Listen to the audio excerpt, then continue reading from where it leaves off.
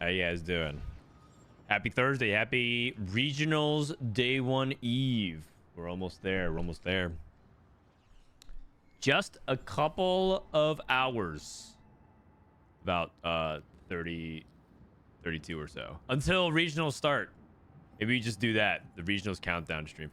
I could just probably do that. Just as a straight up countdown timer. People love countdown timers on my stream. I'm pretty sure most people who watch my stream are in the waiting room for something. And if you're not waiting for anything in particular, you're probably waiting for set 14. You know what? Maybe the final evolution of Frodan's stream is just 5 countdown timers for like everything. Regionals Day 1 starts at 1 p.m. tomorrow. Mañana.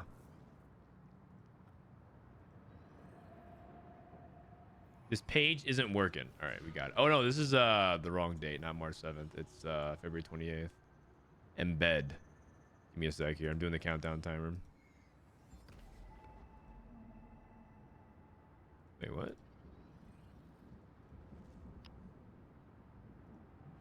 Countdown timer isn't working. All right, whatever. Can we get a countdown timer for the next count timer? Yes. That's also part of it as well.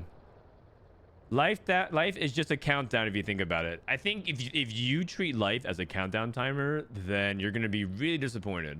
When you stop looking at the clock and you start looking around you, that's when life truly begins. But you've never been living. Why did Robin say regionals were today? Old age makes you senile. Robin hasn't been to regionals in a little bit, so he's starting to forget when they start. They start on Fridays. Isn't the EU scene mainly just Germany? Maybe if TFT was played in the 1900s. Yeah. Let's go ahead and talk about what's going to be coming out for today. So, as you guys know, we are going to be watching China Regionals.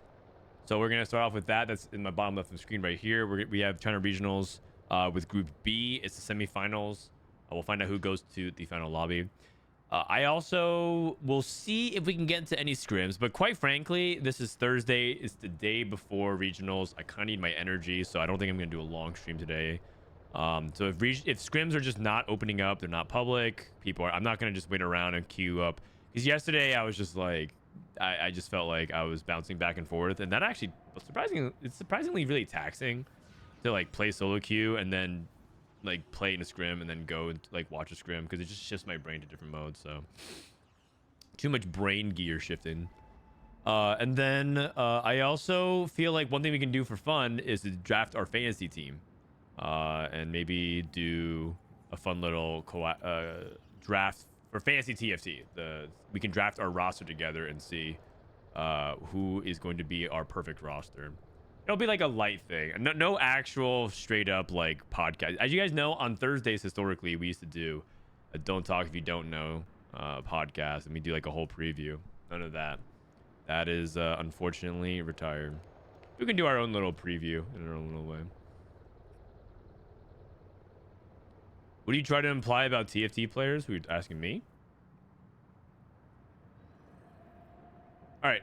Okay. So before we do that, as you guys know, we like to do a little bit of a pre-content yap session. So just more like updating things that I've seen around. So the first thing is, if you guys missed it, the draft from yesterday, holy cow, the draft from yesterday was something crazy. I don't know if you guys saw the regionals group, but in lobby 1 it was Spencer who drafted Metzau, who drafted Replay, and then Replay wasn't here, so he auto-picked Setsuko, and then Setsuko drafted Wajan Iverson. And as a result, it created the craziest lobby we've ever seen for a day 1 lobby. It is unbelievably stacked. And it is bananas. And then lobby 2 is like probably the second strongest on paper, but there's also they also have some of the like the weakest performers. I was talking to Soju's really happy about his lobby. I think most people are just happy not to be in lobby 1, but you know, Dank Memes is like, holy shit, my lobby's free. Precedent's like, I feel pretty good in my lobby. Rainplosion's really happy the way things drafted as well. So yeah, I think a lot of people are like happy they dodged, but no lobby is truly free. It's just, you know, a bunch of, it's all relative. Actually, someone posted a clip. Schley did an edit, I think. I think Schley did an edit of my stream. Where, let me see. He did.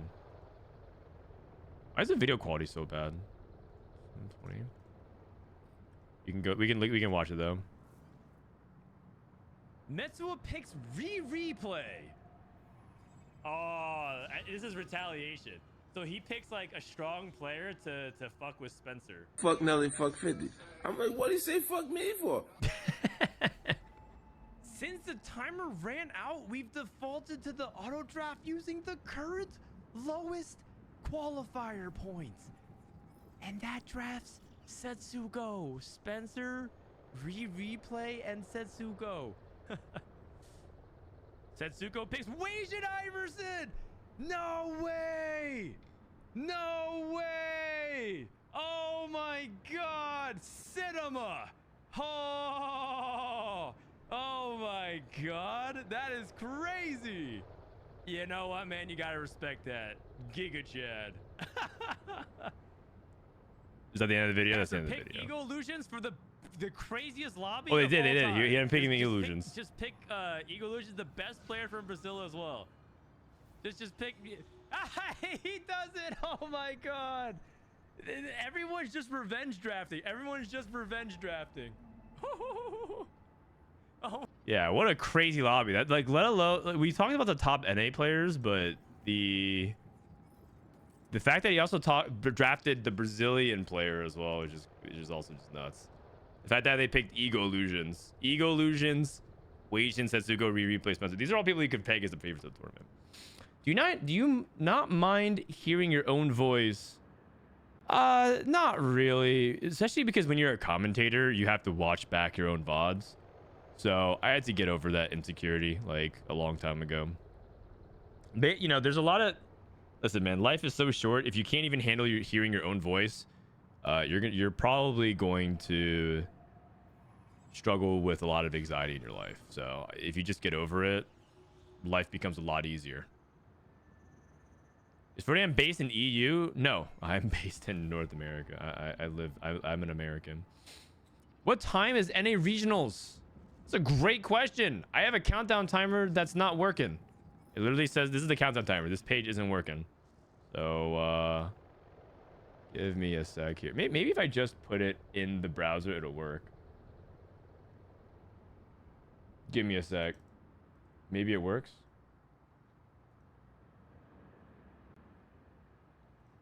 Refresh. America's regionals day 1 starts in 1 day and 4 hours. This was the APAC draft. In APAC, they weren't allowed to actually draft more than 2 players in Korea, or 2 Korean players and 2 Vietnamese players per lobby. And so their draft played out really differently. There was like regional protections to make sure there was like no super stacking of one specific region. And so a lot of people left like YBY Bintum. Remember we were watching Maris? We were playing against Maris. This is like one of the guys that was respected as well. Jazz Latte, Ironbog, BBTY. I think these are all Taiwanese players. So Taiwan being bottom row draft. But this is what APAC draft groups look like. I think EMEA is the only region that doesn't do their draft. So I thought that was interesting. Some respect for OCE. You know, Kade drafted really late in OCE.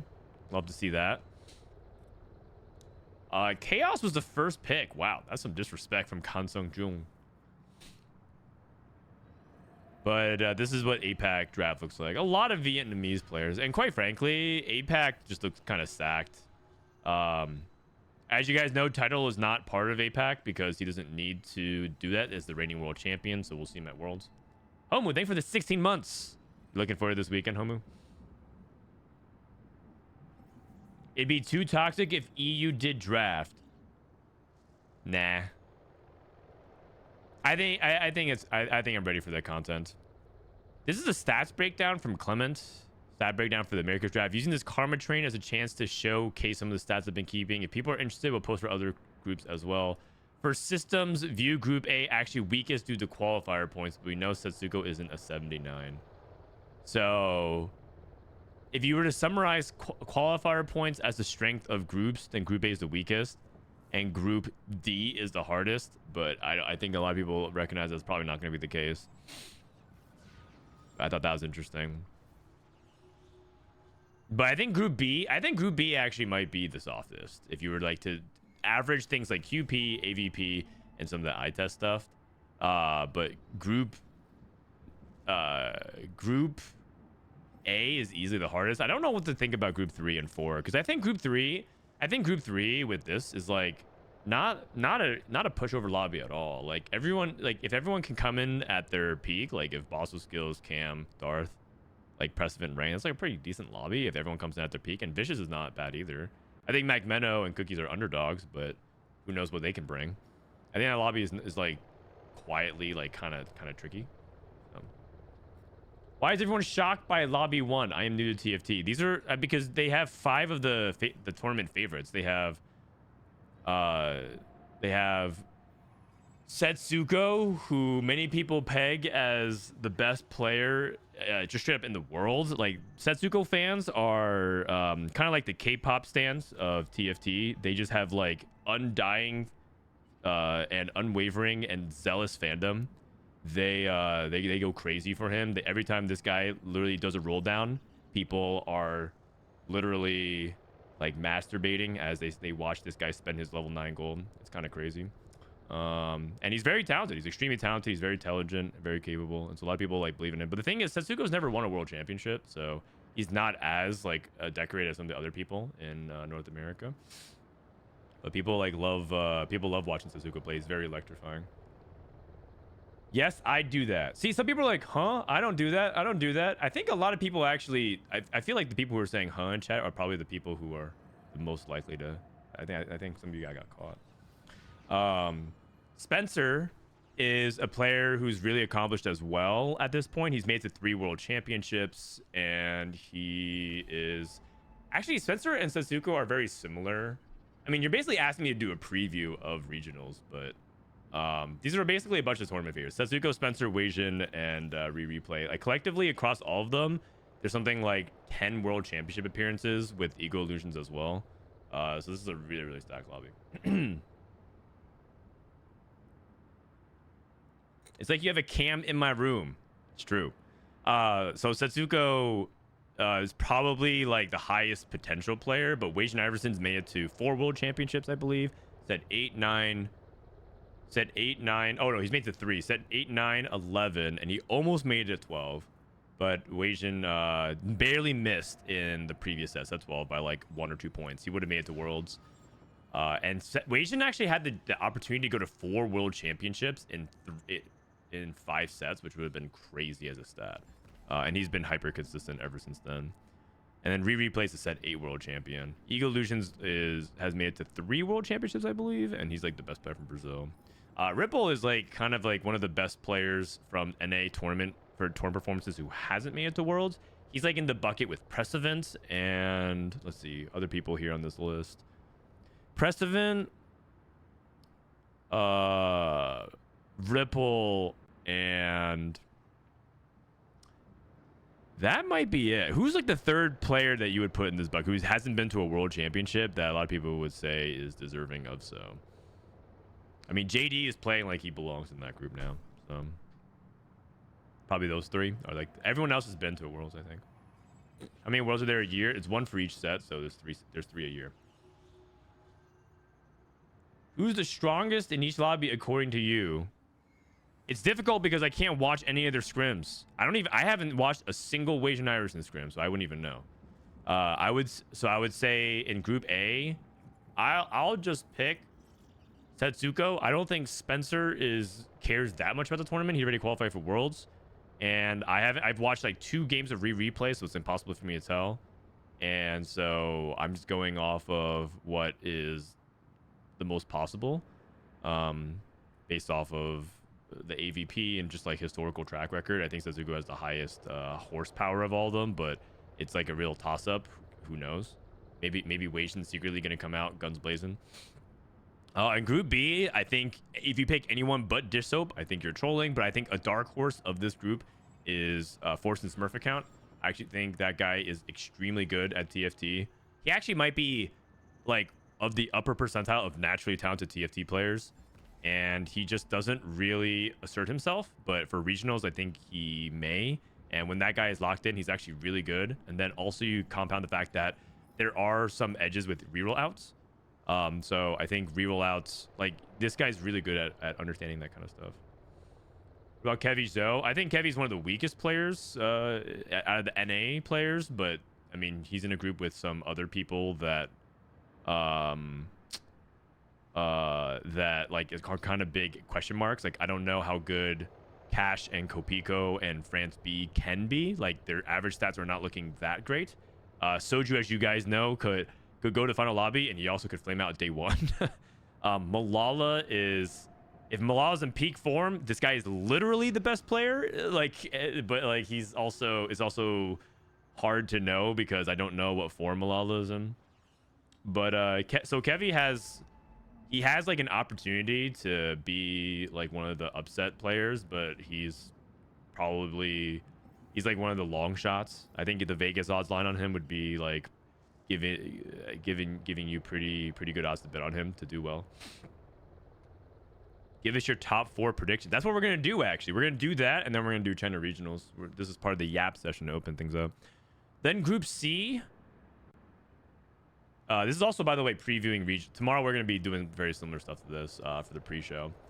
Group C is actually really hard. I actually don't even know if there's a true favorite in Group C. If you're to go off of AVP, it'd be Precedent. If you go off of like the historical precedent, it'd be Rainplosion, because Rainplosion is the only player in this group that made worlds.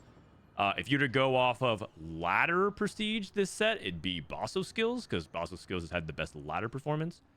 If you're to go off of qualifier points in the past, it'd probably be Cambu Lee. That guy actually did really well in qualifier points multiple sets in a row. So if you go off of who is the most active in Twitch chat, it'd be Cookies OP. So yeah, there'd be like there's a lot of different interesting storylines this Group C. I think this group is actually the hardest to predict. And then Group D. In Group D, I think most people have Group D is kind of like the opportunity to break out. The most established player in this group is Lucas from Brazil. That might have been the most questionable pick of the draft. I mean, okay, there are some in the draft. There are some picks that were obviously questionable for content, but I think one of the more interesting drafts was when Pizza, as the second pick drafted Lucas, and I think Pizza drafted it based off AVP because Lucas AVP was 4.8. But historically, Lucas has made worlds several times, and he's also done pretty well in the past. Actually, he actually had this stat. So Lucas has made worlds 3. Oh wait, I kept doing this off memory, but it turns out he actually did the whole time. So world championship appearances, Lucas has made 3, Bio's made 2, and Damies has made 1. Man, I was doing this all off of memory, and this guy actually literally wrote it down for me. Imagine reading. So this was probably the most questionable pick of the draft, in my opinion. Pizza picking Lucas, but I think it was a straight AVP pick, and I think he just was very lazy about it. Probably even hid the names. Oh, Brazil. Oh, 4.8. Okay, I'm picking this guy. You're a TT player, you don't raid. Yeah, it's true. So I think that was I think he's like the most established player. I think Bio is also pretty underrated. This guy made worlds last set. And he made a good run, and he like earned it. It wasn't like he played a good tournament. He played well. Most people pegged him as like the strongest Brazilian player last set. And so I think this group you can't really sleep on. And then you have the people who can really break out. Dank Memes had his breakout set last set, but I think JD is kind of on the cusp of doing something really good. He's improved a lot as a player. He was the only player that really challenged Dish Soap, Weijin, and Setsuko for a ladder spot, which is extremely impressive if you really think about it. Because the gap to everybody else was so large because a lot of people just didn't even bother trying because they didn't think they could. If you go ladder snapshots and look at the total for NA, just look at it. Weijin, Setsuko, Dish Soap, 194, 92. JD going to the last week is the only person that could challenge for it. And then everybody else, 48 and below. So he is definitely a player to keep an eye out for. I think the JD could probably do really well. And me first to Rave, this guy is actually kind of a tournament beast. Not really much of a ladder threat as much, but on tournaments, this guy is really starting to come on his own the past couple sets. I think the weakest player in this group is probably Sakaran from what I've seen. In scrims, he's kind of getting bodied, and I don't think he's that consistent yet, but he's definitely made some snapshot runs before, so it's like he's capable of it. So he's definitely an underdog. And I'm not even really sure if I know much about pizza either. I keep thinking that this is the pizza that I know from Hearthstone, but it's not. It's a different guy. Okay. So before we go into China regionals, I figured we could play Fantasy TFT together. So we should, as you guys are here, we should draft together. So who is our captain? Who is our captain, you guys? We can draft anybody. So this is, if you guys have never seen this, this is fantasytft.gg. It's a website started off by one of the lab members. I think it's Dan, Dino Dan. If you want to play, literally go to fantasytft.gg and click join the challenge. And then click America's Gold Spatula. I actually didn't even finish my roster, by the way. I literally didn't pick my last spot. How did I do on the leaderboard? Where was I? I was 30th, which is not even bad, upper percentile, and I didn't even pick a player. Isn't that actually kind of crazy? That's actually quite good. If I actually picked a player, I might have been in the top 20. Okay, so for the Golden Spatula, who is our captain? PP. Dish Soap? I mean, I feel like Dish Soap's got to be at least on the team. If you look at the most popular roster, the most popular picks right now, Dish Soap, 23% captain rate. Setsuko, Weijin, Ray Implosion, Spencer, Riri, player press event. I'm picking Soju every spot. I don't think you know how this works, man. I feel like all the Hearthstone people are stuck in Masters in TFT. Not me. I was at one point, but not me. TFT is a really hard game. In Hearthstone, I actually had this talk with one of my friends recently, but Hearthstone and card games rewards you for like specializing in knowledge of like a subsection of the game. But in TFT, you have to know the entirety of the game. You have to know 100% of the meta and how it works. But in Hearthstone, you go to a tournament and you learn your 4 or 5 decks in Conquest. And that's completely different in terms of like how you actually like execute in tournament. So there's different like scope. All right, so I think, okay, a lot of people would pick Weijin and replay. I think Setsuko is the person that I have to put on this roster. I feel like he has a little bit of like this monkey on his back of like he needs to get back to Worlds. He hasn't been back to Worlds in years. Every one of his like contemporaries are racking up the Worlds counts, right? Like Dish Soap. It used to be Dish Soap and Setsuko were like, who's the best, Soap or Setsuko? Setsuko or Soap. Then Setsi actually made Worlds and Dish Soap didn't, so everyone was like, and then he made the final lobby, so everyone was like, oh yeah, this guy's the best, blah blah blah. And then Dish Soap, starting from set 10, made it to every world championship. He's made it to 3 in a row, and Dish Soap could actually do a historical 4th Worlds in a row for North America, and that would be a record. And he already is the #1 NA player of all time, and I think he can actually continue to cement that. So I think Setsuko, I mean, I don't think he cares that much about legacy, but I think in his, like, there's got to be like a little bit of element of like, well, it used to be kind of a close discussion and now it's not very close. So I would say based off of the results, if you're talking about raw playing ability, give someone an average spot. I'm sure that conversation is still close, but I mean, at this point, Dish Soap's accolades are just racking up. Are we picking Weijin Iverson? I mean, this guy always shows up to regionals. What's Wasian's track record for regionals? This guy's track record for regionals for Wasian Iverson. 10th at regionals, 7th in set 12, 10th, set 11, 7th. Remixed Rumble. He won set 9 regionals. Did he do a set 10 regionals? What was the set 10 regionals? Did he not make set 10 regionals? Inkborn Fables, box. Oh, he did. He got 10th. He got 10th at set 10 regionals. This guy shows up every regionals. You know what? He's got to be on the team. He's got to be on the team. This guy the last time this guy didn't show up for regionals was probably set 8 because he didn't or set 7 because he didn't qualify. Precedent is due. That's a good one, actually. I like Precedent. That's Precedent. Okay, so I picked 2. You guys picked 2.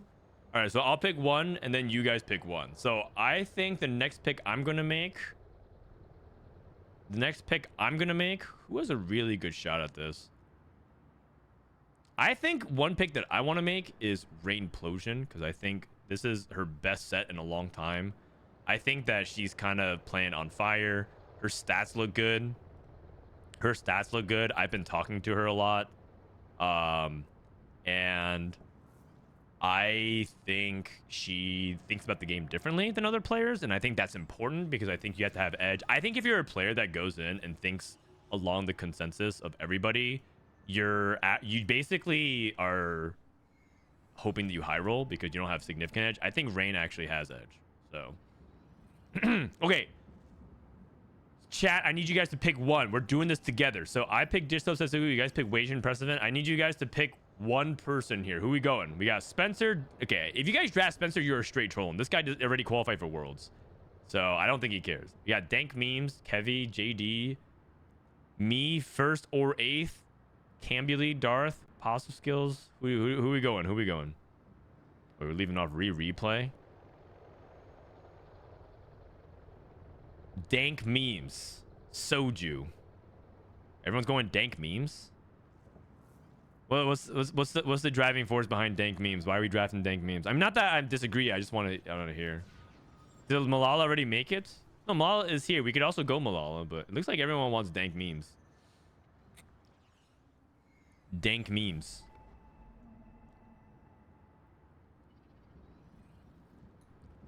Soju.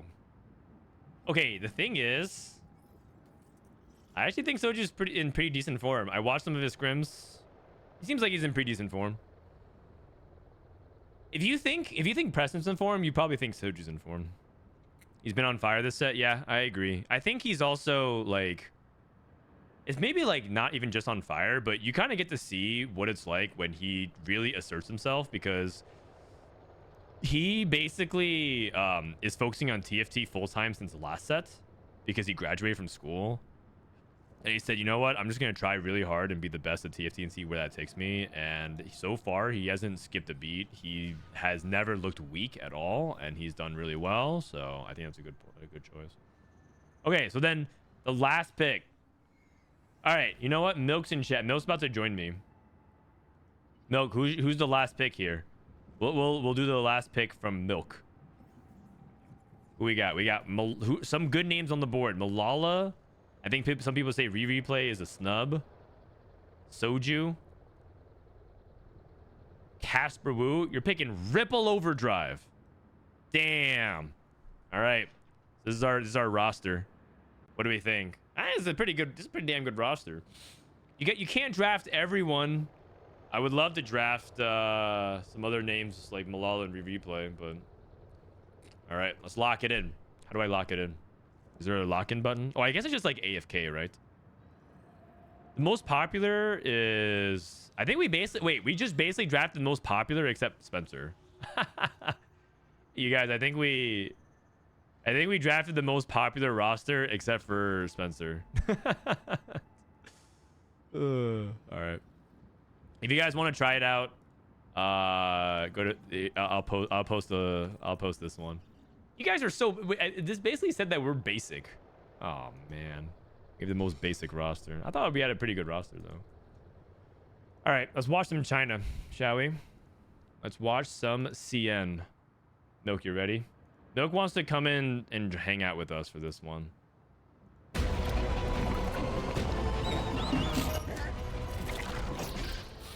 right, give me a sec here.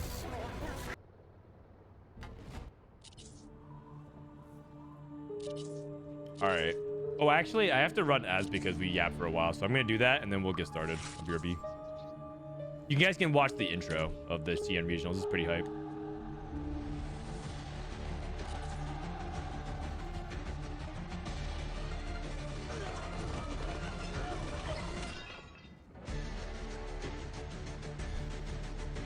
What's up? Stop. I'm trying to fill mine out too. Wait, but okay. The thing is like for these fantasy things, right? Like how does it like? What's your goal? Like to win? Oh, just the. Or just play as high as possible. Yeah, basically like just pick the players you think will do the best. That's all. Oh no, but like what are you going for? Are you going for Me? rank 1 or like are you trying to do like winners takes all, or like you just want to be like high in the rankings? Are you saying when you say you, do you mean me, Frodan, or You, like you yes, as the player? you Frodan. You Frodan. Oh like, no, I mean I just drafted with chat. I just did a collaborative thing. I think it's. Oh, but all right. So the thing is, like, you know how like people draft like this shop as like, let's say like this like you know like all these people have like 80% like our captain rate is so high, right? But you're the same captain rate as everyone else. The odds of you winning is like a lot lower, and all it really does is like put you in the middle of the pack. So like. Sort of, but you're sometimes, also like, drafting a perfect roster challenge, so. Uh, Like you're trying to optimize, and so it's kind of like everyone's gonna have like similar rosters, except you optimize for like 1 or 2 choices, and that's how you probably. But I mean, yeah, you're right. So you know what? That's why you should draft all Latin Brazil. Go against the grain, buddy. Never mind. Draft all Latin. Oh and no. Brazil. The thing is, on average, you'll place lower than someone who's doing what you're doing on average, but you'll win less. You know what I'm I saying? know exactly what you're talking about. So like, are you going for like the highest like AVP, or are you going for like the highest win rate? I think you're going for the highest AVP. That's kind of bad, you know. Not really. Oh. I mean, it's called the perfect roster challenge, so maybe go highest win rate. Oh. Yeah, I'm just gonna not draft this soap and just pray he flops. So that way, if he flops, I go straight to the top. You go straight to the top? Yeah, because everyone has him. Oh, you're saying if you draft, yeah. I mean, I guess you're playing for. Okay, you're saying like so you are not gonna draft your soap and then hate watch him, so that way the leaderboard, you're winning the leaderboard. Yeah, so then I'll have him, and I'll be chilling, copium. Sure. But I guess like for me, I just wanted to see if I You know can what do it's better. Yeah. Oh. All right. Okay, Viktor's Visions. Milk wants to watch the games with me today, and so we'll see. This is Group B? Yeah, this is Group B. Oh, shit. Let me go through the players here so you guys know. In Group B, we have... we have... QituX. You guys know QituX as like one of the original... he's the regionals winner, also a streamer. We have LiLuo, who is the Set 6 world champion, also made final lobby in Macau. We have Lightygo, who actually used to be a Chinese player that climbed on NA back in the day. He hasn't really been back for a while, actually. I think Yu-Gi-Oh hasn't been in regionals since like Set 8 or Set 7. It's been a long time. XiaoZhiZhu, this guy played in EWC. He's on Weibo. He's pretty accomplished. He's like a guy that does really well in Super Server. He's won Super Server, I think, multiple times actually. Let me see. Super Server, he won Set 11 Super Server. He got 3rd, 5th, and 8th. Okay, this guy basically is a ladder god, XiaoZhiZhu. Yeah, okay. I mean, third in Super Server also I think qualifies you to regionals that way. So basically he's done it. This guy's a Super Server beast. So there's some good players in this lobby for sure. There's some good players in this lobby for sure. When does NA regionals start? In 1 day, 4 hours, and 9 minutes and 7 seconds. Team building. Is this guy gonna team building and then just dupe Ezreal? I've been seeing more of this. Tempo matters so much that a lot of CN players and APAC players just literally take a dupe to just use it for 3 costs for tempo. They did buff it. Yeah, you get it faster now. You get to end of stage 2.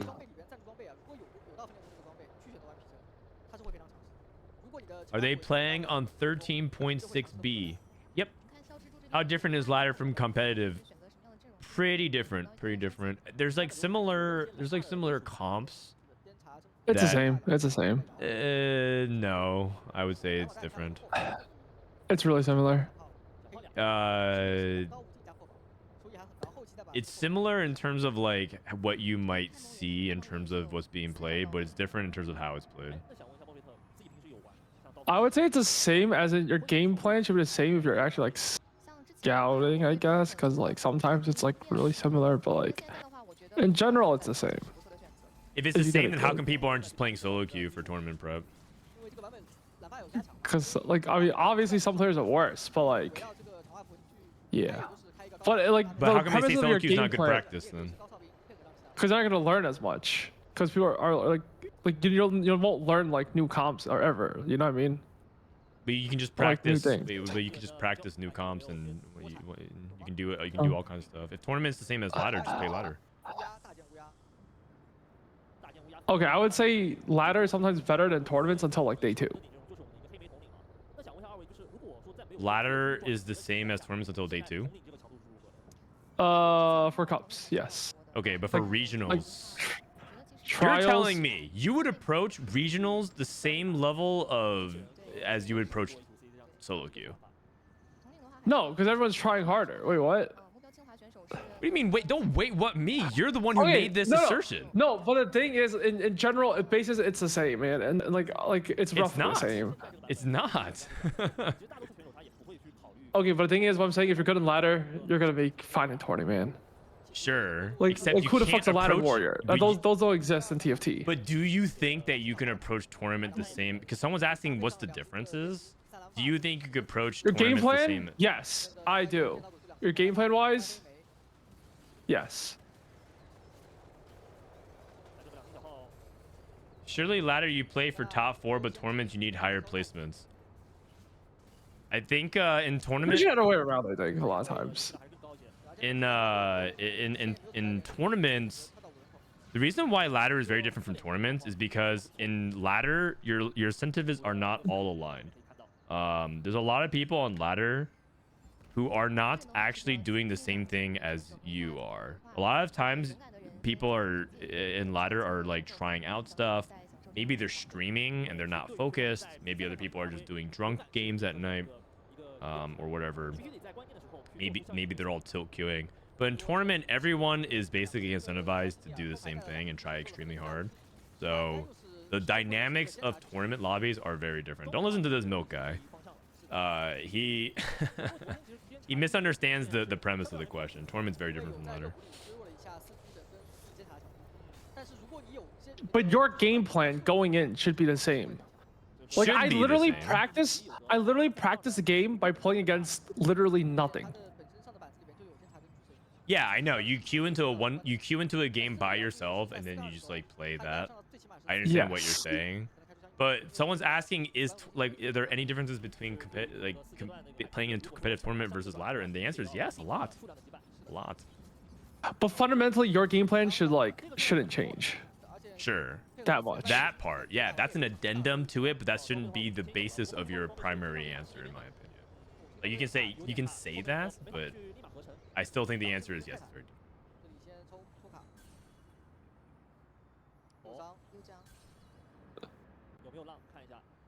different. Also, I think reroll. I think it's such a long break from TFT. Like, how good is a really reroll, by the way? I think it's pretty good. It was actually better on the A patch because no one played Sentinels at all. Part of what makes Irelia a little bit troll in the previous patches was that everyone was holding Sentinels for reroll, even if they weren't even trying to grief you. Like if you were playing just Donna, if you're Every playing roll, yeah. Visionary, Every if you're roll, playing Sentinels. everything, if you're just playing Academy, it would just hold Irelias. But when everyone was holding Watchers, it was like it's like you kind of got it for free because it was like family reroll and everything like that, just pulling out the one cost. Oh, the stats are actually pretty good. Holy shit. But I don't 4.3. know. I don't know about right now. The stats make it look good, but that's because it's like the stats look good if you hit Jinx on 7 Rebels. So it's hard. Maybe some milk magic filters will help us get the answer. I mean, all I did was like Masters plus 3-star 3 items. Unreal. Looks pretty good. Yeah. His probably has to be at least a 4.2 then. Yeah. Is that Trait Tracker? Trait Tracker.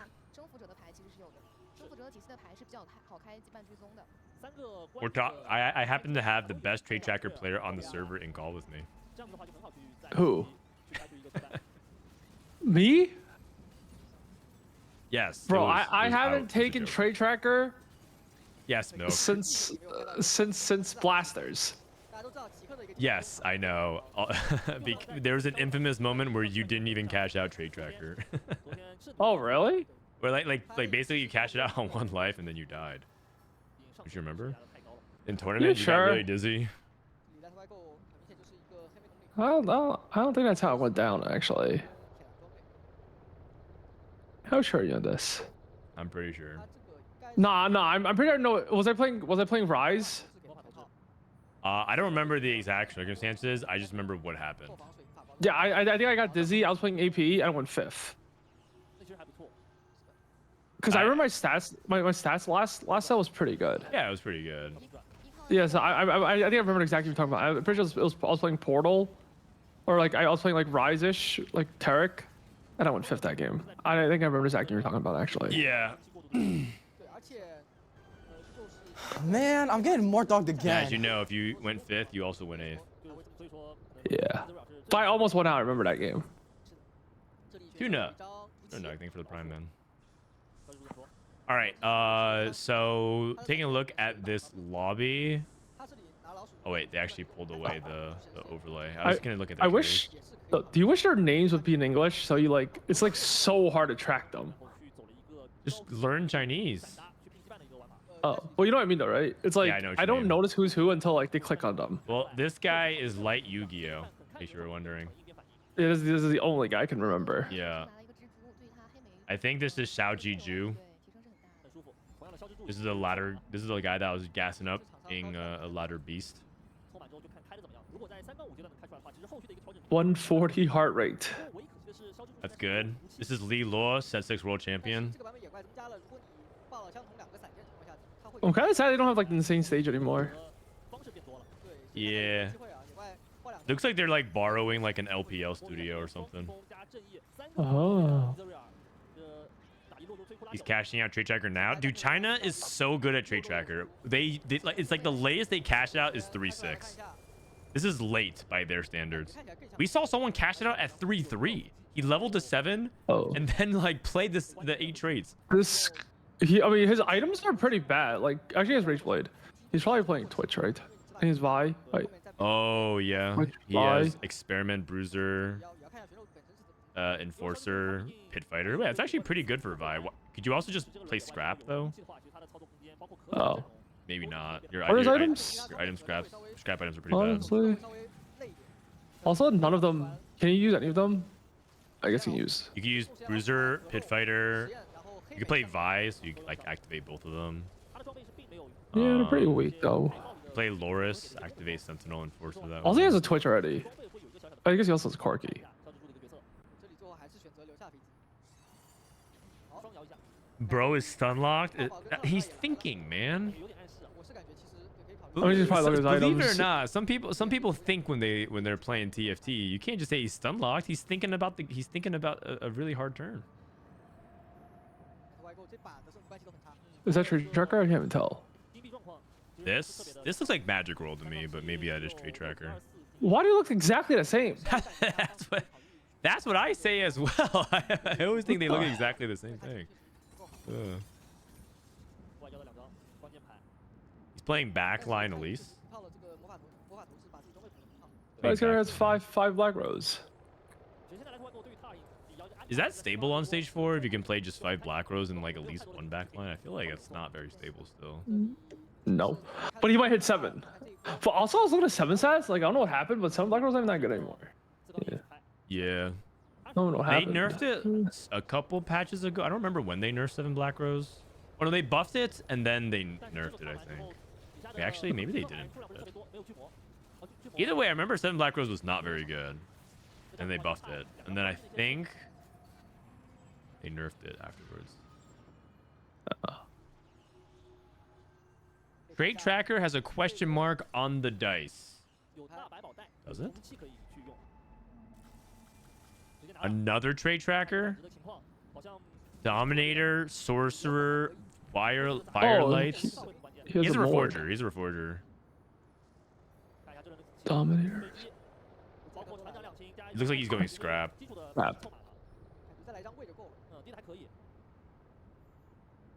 Firelight, Sentinel, Dominator is all playable. So you can reforge a couple of things here. This is a hard ass turn. Holy cow. So Firelight, keep Firelight for sure. I think you keep Sentinel for sure. Roll Sork, Automata. I'm down to roll Dominator as well because I don't want to keep Ziggs. Yeah. Okay, so he's stacking Tristana, who he's gonna probably reforge. I played in a game where someone did this and they reforged and got 3 scrap emblems and 2 Sentinel emblems and Ambusher. It was kind of gross. Wait, this guy has 2 Ambusher. Oh, did he also do it same thing as well? I guess he reforged. What do you get? Rebel Family Pit Fighter. Okay, Family is kind of troll, but it's also a little bit playable. Yeah. Like Family Echo is actually quite good. It's milk. It is milk. You know, a lot of people think Greya sounds like you. Have you heard that? Really? Yeah. Not really. You know, people hear like Greya and they that think, oh my god, this guy's like Milk Jr. That guy just complains. Like actually complains. Yeah? Tell me about it. You know, like he actually complains. Unlike you. I was like, it's like different kind of complaint. You know? I see, like, I see. I feel like mine are like pretty reasonable from time to time. I see. But you're so he complains unreasonably. There's 3 scrap players. And Ezra guys probably also buying Corkies. Yeah, we have 2 rebel players, 3 scrap players.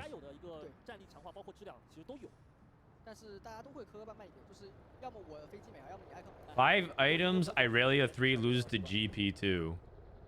I mean, he's losing to Trade Tracker scrap. That's the difference, isn't it? Pretty big difference. Oh shit, Rumble. Also, he's a Golden Nico. Yeah, as a duplicator. He has 5 Ambusher. 5 Ambusher. That's pretty good. And you can Ambusher 5 Ambusher. You put the Ambusher emblem onto Rumble. Okay. Also, how did like everyone just hit Trade Tracker this game? Yeah. Okay, I feel like Irelia can win this fight. Assuming he has 7 Rebel in. Oh, he doesn't, does he? He's playing 5 Rebel. Oh. He's level 7.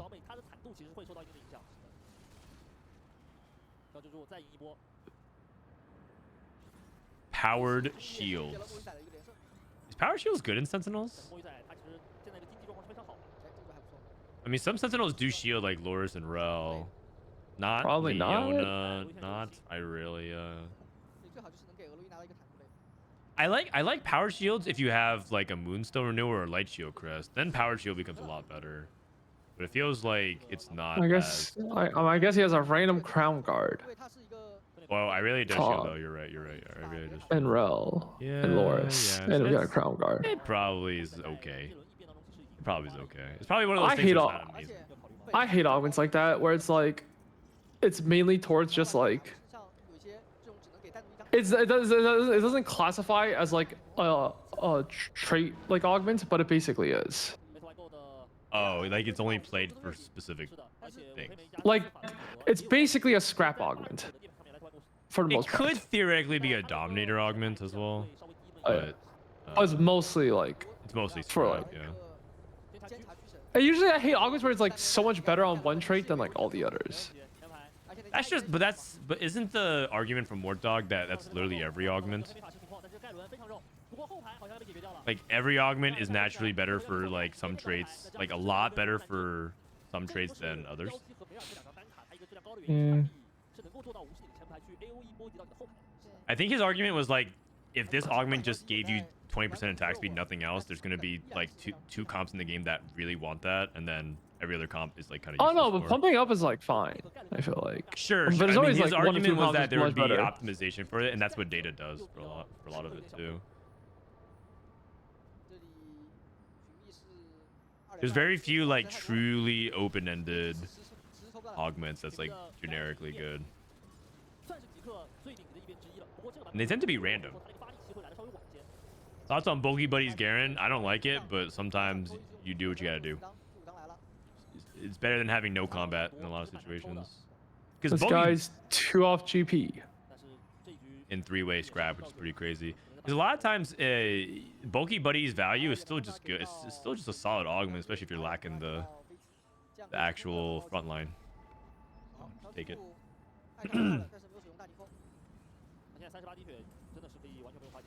This is the non-trait tracker scrap player. I think he's in trouble. I feel like all the scrap players kind of hit like decently. Well, this guy has no trait tracker, so I feel like he's the. Oh, odd he's, one he's I out. mean he's one off GP3 though. But Is I don't GP3 think- enough to overcome this though? Like I know GP3 is pretty good, but is it enough against infectious trait tracker? Family. Oh, you hit GP3. Also, I think scrap might not actually be back. And my tip was that I went through a Reddit thread and someone said like scrap is back, and I said, oh shit, I think scrap might not be back. Man, I'm getting more dogged again. Refontaine, thanks for Prime. Oh, this guy has Why light is shield Rise- crest and. Oh, never Is mind. he played? Is he raw rebels? Yeah, this is actually pretty common. Oh really? Yeah. I think I'm so far behind, man. APAC and China have been playing just straight up dry rebels. Ooh. It's actually like it's actually a fallback comp, I think, unless you hit something like really good for it, like I don't know. I don't even know like what's like the rebel augment these days. I don't even know if rebel like the rebel +1's like enough to convince me like that it's like a good rebel spot. But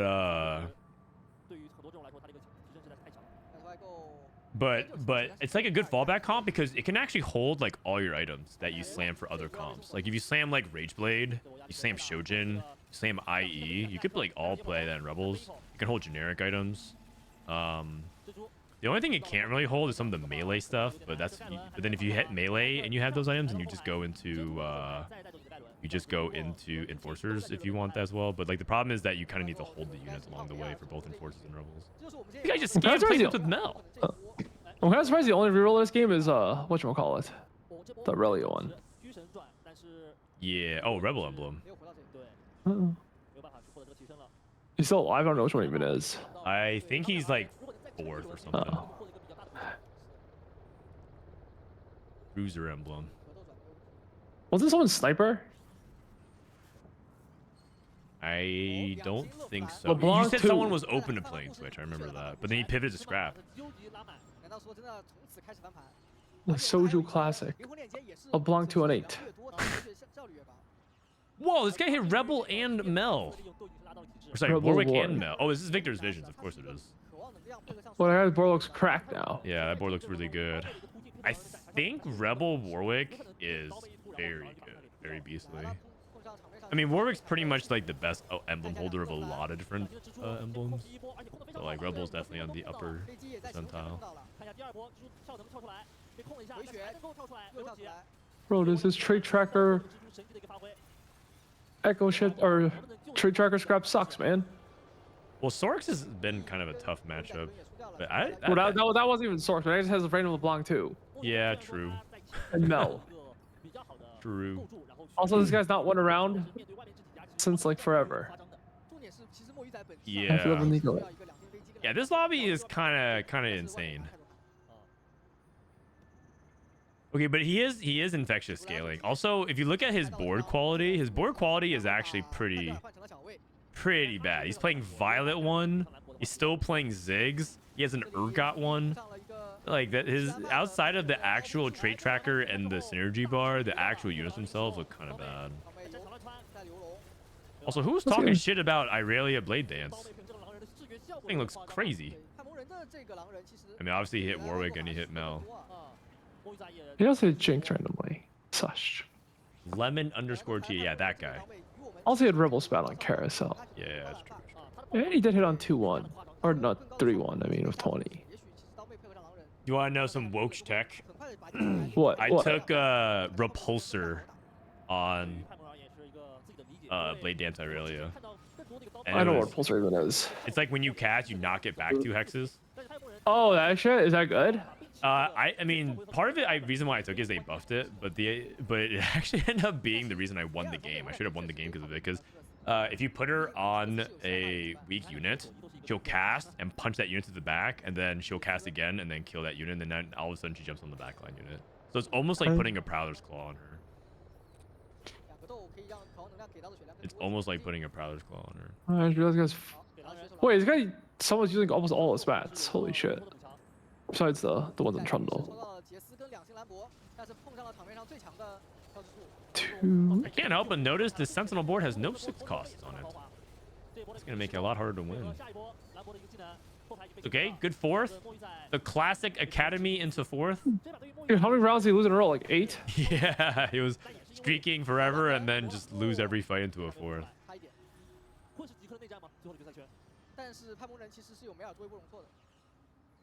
Okay. So we have Rebels, we have Irelia, we have Trade Tracker Scrap, and then we have the Sork player. Oh no, just kidding. We have 2 Scrap players. Oh, the 2 Trade Tracker Scrap players.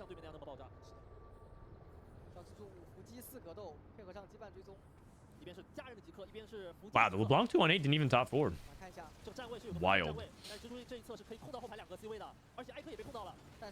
I mean, he also didn't have Irelia like anything else really besides Mel. I don't think Irelia can beat these Scrap, because part of the point of Irelia is that she's supposed to burst and like assassinates. Can she even assassinate? Oh wait, he just won. Oh, that's the ghost fight though. Like Irelia turns into assassin, but she just like there's just so much shield from Scrap. Is she actually gonna work? This is also like the strongest Aurelia board. He's playing 2 Warwicks. Double Wick. Hunger for Power Irelia though is pretty cool.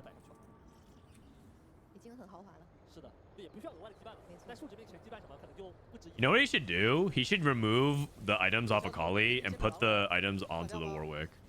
So that Warwick also gets nice value. Oof. Yeah, I feel like it's gonna be hard to beat the Scrap player. Second's pretty good though. Wait, there's another a Warwick. Wait, this guy got Warwick too. Bruh. Do you think Warwick 2 beats the Scrap board now? Gotta be, right? It has to. It just has. If not, then I've been lied to.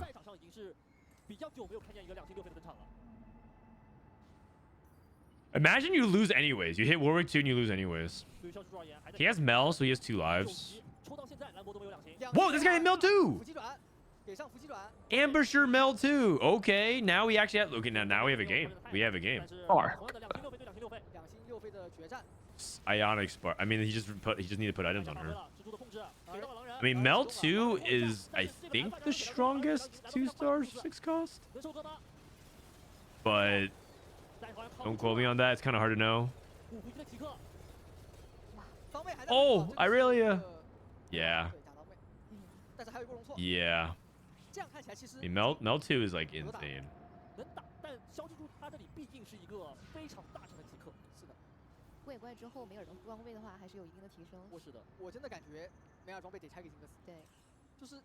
Okay, so that was like that's like Mel without actual real items. Now he has death cap on her.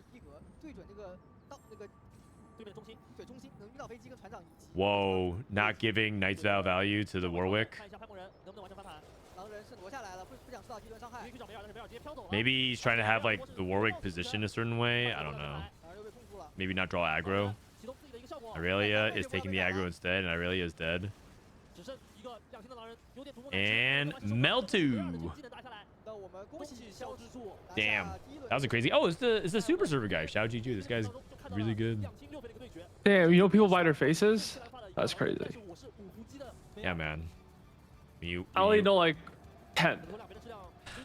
And not only that, but I went up to one of them at the Macau regionals. I said like, hello to one of them, and it was the wrong guy. So I'm never doing that again. Yeah.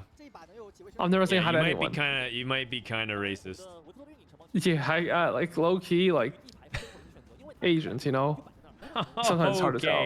I'm running a commercial. I'll be back in a couple minutes. Like when you only see them like online, and you meet them for the first time in real life, it's like hard to know like who's who, you know. BRB.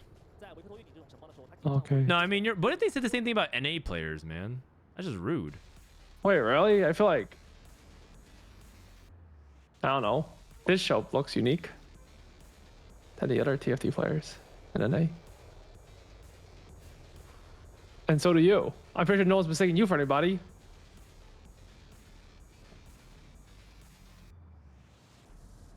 Like, who else has blue hair? Nobody. Wait, you're gone.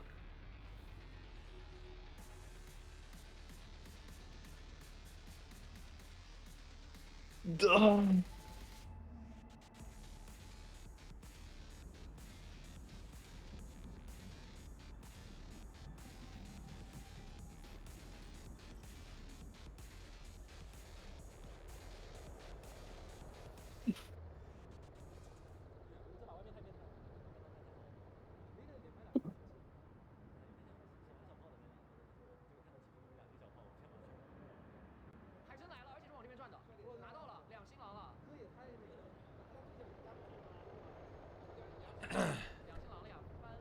All right.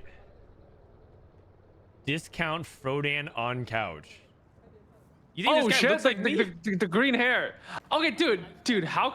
Honestly, is his dude? Wait, this guy I feel just like did the freaking double uppercuts. Holy cow! His haircut's a little off. You know what I mean?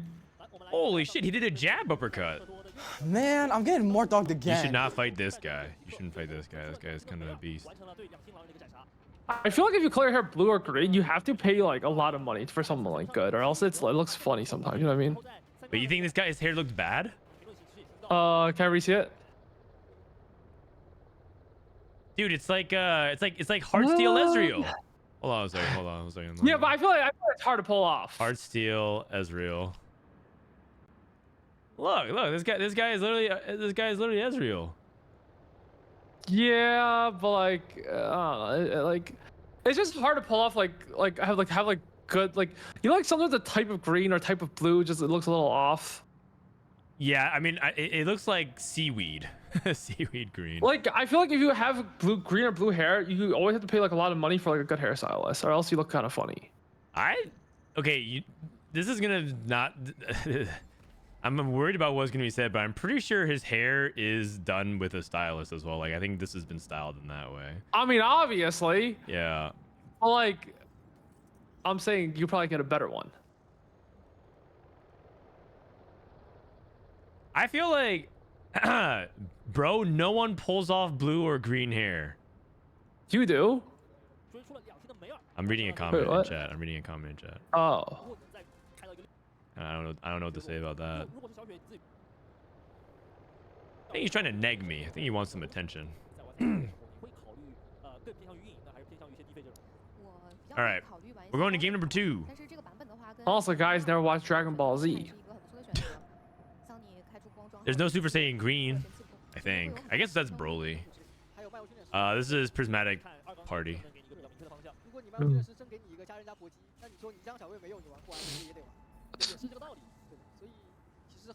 Nobody pulls off blue hair. It's true, you guys. It's true. It's true. Wait, I think that guy was joking. I think that guy was joking, Raptor. But oh no. All I remember last season is China was so far behind, and the thing is, I don't know enough about the meta to know if they're behind or not, and that's the problem. Yeah. But I remember like last regionals, everyone was laughing at China because they were so bad. China's like, China is never truly bad though. I think it's just like No. They were pretty bad last time. Like you ask anyone, they're like for sure the worst. They're okay, lost. but they also, to be fair, I also feel like they get screwed on patches, so they're just behind. Yeah.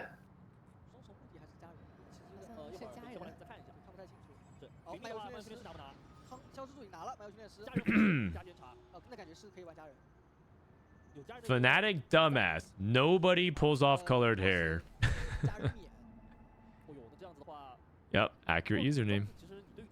Wandering trainer into pit fighter, artillerist, and black rose. Another wandering trainer into family ambush. Wait, what? These guys just all ripped wandering trainer. Are these guys all addicts? 3 wandering trainers? What is this one? Bruiser, Firelight, Quick Striker? Well, you could probably make that work Bruiser. in... Wait, was it again? Bruiser, Firelight? I don't know, actually. So Quick Striker +1, I always think, like, can you flex in, like, Emissary? But how do you get the Bruiser and the Firelight in? Probably not. Which flex? Yeah. Oh, and I think someone else is playing family. Do you know what sucks about this? Is like we can't scout ourselves, so I can't just see the family guys also family. Was there like 3 family people? There might be. There's at least 2. Oh no, there's just 2. There's 2. There's at least 2. But I wish I could just like ask you to like look back at like, you know, the guy. You know, like the guy with the family, like has a family +1, but you can't. What is this? Expected unexpectedness?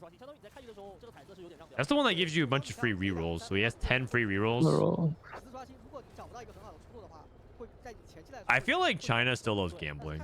I feel like almost all their augments have been like some kind of gambling. No.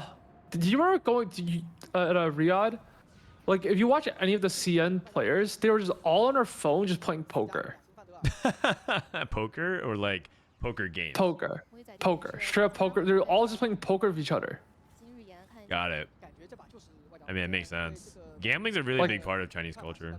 Like all of them. Yeah. Maybe it's because you guys did that one poker sponsorship and they watched your stream and now they're hooked. Oh. Who doesn't love gambling? You know who doesn't love gambling? This is gonna sound really weird. Milk. Yeah, I hate gambling. Milk actually hates gambling. Every time we go to Vegas or Macau or something like that, like some casino, he's just complaining that everyone's gambling. He just like basically says like, can we stop gambling? The way I see gambling is right is I just look at like the house edge and it's like whatever I bet is just like the money I give them. So like if I bet like let's say I play a game and like, there's like 1% house edge, I bet $100. I'm just giving the casino $1. Even if I win or lose, doesn't matter. Yeah. You guys know Milk's favorite casino game is PaiGao. Because you tie. Because you tie all the time. No, that's not why. The house edge is actually pretty high, but like the hands per hour is really low and the amount of misdeals is really high. And then, like the worse players there are, the longer it takes. So it plays really slow. Yeah. And there's a lot of misdeals. I'm telling you, every single time I played, there's infinite misdeals. I'm pretty sure you play min bet PaiGao, the casino will lose money on you. Yeah, on average. Because they have to pay for security and like, yeah. Yeah. Gambling needs to be illegal. It ruins lives. Since sports betting became legal, bankruptcy is up. Yeah, I mean, okay, I don't think all gambling needs to be illegal, but it's definitely like way too legal, if that makes sense. Wait, I feel like it should be more legal. Like you know, like what's that shit? What's it called? Parlays? Poly market. Yeah, poly market. Oh, I feel like poly poly markets. market. Yeah, I feel like that should be legal. Honestly, it's like who the fuck cares what people do with their money? But you think that should be legal or illegal? Legal. Oh. It's like I should be allowed to bet on like if Obama's getting divorced this year or not. You know? Okay. Yeah, the thing Like, that's is, how regulation needs to exist because a lot of people have bad impulses, and gambling is proven to be highly addictive, and it can ruin lives. So I don't think you should make gambling more legal. I think you need to have tight regulations on it. Just like alcohol, maybe it's like a L take to some people, but like, actually, I was having this conversation with my family.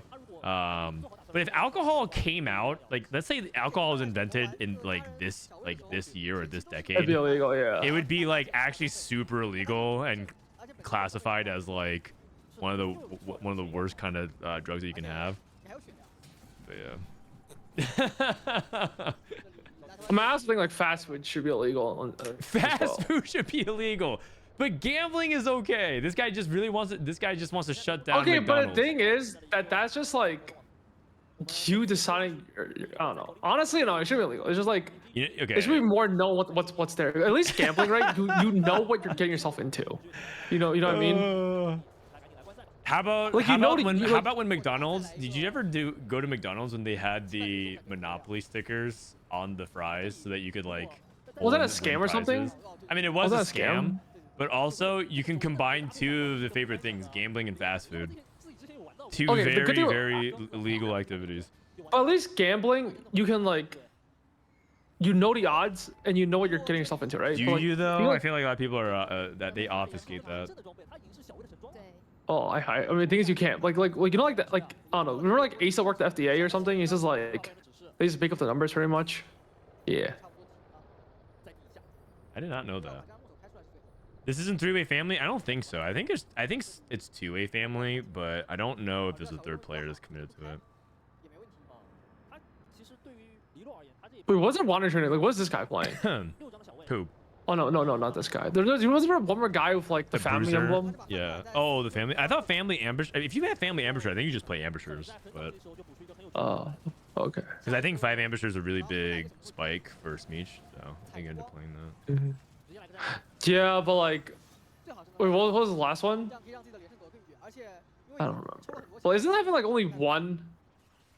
Isn't that like a really bad ambusher plus one? For Prismatic? Yes, I agree. It's not a good ambusher because the ambusher, just like a lot of emblems, the emblems actually matter. Like, what has this guy been playing?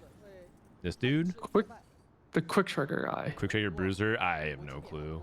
Yeah, I wish we just stare at everyone's board, figure it out, Yeah. and then rotate. Sometimes main broadcast moves like too fast. Alright, so that guy's playing. I think he's playing family, right? Oh wait, I think it's 5 family. Oh. Did you see? Oh. Oh. Sponging. How the fuck this guy hit everything? Yeah, on 6. Wait, the guy have 5 family? I couldn't see. Well, no, not this guy. Not Wait. this guy. This is. Oh, we're confused with this guy. Okay. Wait, no. Wait. How do you feel I don't about know. coronation in general these days? I feel like it's kind of overrated as an augment. Is that the spat Yeah. thing? Like, oh. I don't really know since the nerf. Even when it was before the nerf, I felt like it's obviously good, but I feel like people rated it as like an SS plus tier augment. And I just feel like it wasn't. Because I feel like the augment requires you to sort of be in a position to capitalize on it, and sometimes you're not rich enough to actually capitalize on it. Sometimes it doesn't help your carry as much. Oh, he did it 5 family. Oh, but he's not re-rolling. Oh. Well, you could actually roll a little bit on 6 because you just need to win fights. Wait, so I think family is 3-wayed. Wait, isn't it just 2? No, so there's the family pit fighter player, and then there's the family wandering tuner guy, and then there's the There's the other family guy, isn't it? I'm too dizzy, man. All their names look the same. This guy. I Wait, thought I think we two were people on have this guy. five family. Wait, what? No, I think it was only one. Oh, I don't know. Do you know they need to have the HUD? They need to put their English names, man. Wait, 4 family, 5 No, family. I was Yeah, right. There's actually 3 family players. Oh, I think that one of them is like in rotation. Like go something else. No, I think there are 3 family players, you guys. No, there's one 4 family, Man, one I'm 5 getting family, more and the dog guy again. was playing. There's Three a families 3 family. rotating player. out. There's a 3 family, a 4 family, and a 5 family. Yeah, but isn't a 3 family guy rotating out? Oh, are you saying he's transitioning out? Probably. Yeah. Dr. A, thanks for the prime, man. What need some English name tags? Who do I ask? Tanner. Yeah. The problem is, it's probably not Tanner, but Tanner knows who to ask. Is quality over quantity Sorks still? I feel like quality over quantity is like Sorks is still a composition that uses it really well, but I feel like it's not just Sorks. Oh.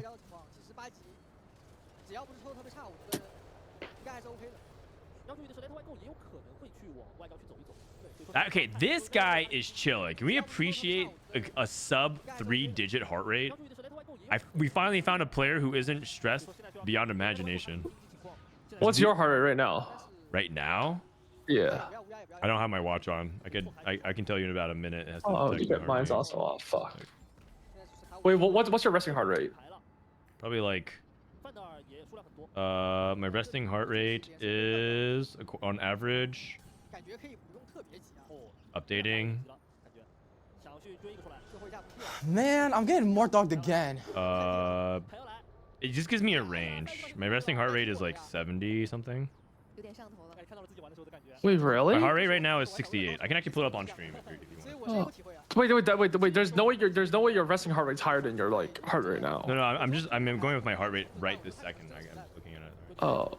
Wait, my resting heart rate is 56 on average. So my heart rate, I put it up here. My heart rate is. I'm trying to get it below 40 though. Copium. My heart rate is. I'm linking up for you guys on stream. Wait, you're trying to get your heart rate to 40? Resting heart rate.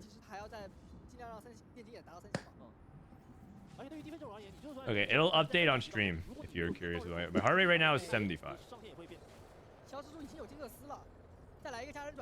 Relatively speaking. 100. He rolls support him. That's pretty good. Oh, I'm in the 40s. I mean, not below 40s, but in the 40s. Yeah. Blue buff, IE, and Prowler's Claw. My heart rate spikes a little bit when I stream though, because you're trying to be like more active. And then I read chat, raises my heart rate a little bit. At Milk, a resting heart rate below 40 BPM is often considered a threshold for severe bradycardia. However, a low heart rate doesn't always present symptoms and may not pose a risk for some individuals. Knowing when to worry about a low heart rate can depend on numerous other health factors. I'm in the 40s. I'm in the 40s. Is my goal. Yeah.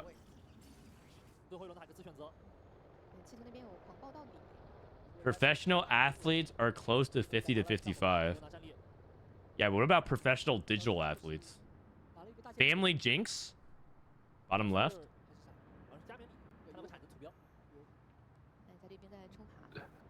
Still staying on family. Oh, they're playing Scrap? Yeah, sponging is pretty common in Scrap, I think. Oh no, but his whatchamacallit, his target dummy don't look too hot. Don't look too hot. But they count for Scrap. Yeah, I know, but still, like, I mean, it'd be nice to have like more Any things synergies? Any synergies active? I mean, you got Pit Fighter, I guess, but like Artillery's you can not already bad have either. to. Yeah, but I think he's playing like 3 Artillers right now, though. You can play 4. Anger issues, Zeri.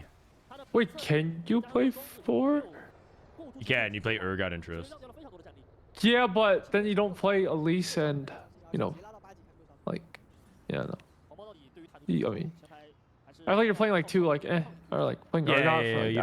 don't want to play bad units just because you have more synergies. Unless, I mean, Four Intelligence is not a bad trait, but you don't want to. Also, You don't want to replace is full five units. family like this even good? I don't even know. I've never played this in my life. Is 5 what? 5 family. Good. It's a snowball. It's like Conquerors. You need to win. You actually need to win with 5 family. You can't just play it and just wait for your cash outs. If you just do that, you're too slow. You have to win. I've never seen 5 family non-neutral before. Actually. Family Rumble. Family. Oh, he must have been. That must have been the 5 cost he cashed out.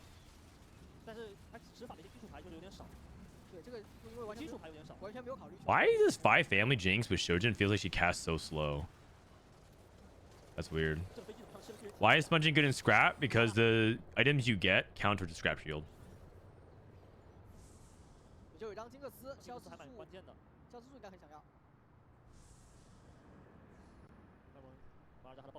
Scrap dude's heart rate is 110. 110 is kind of low, actually.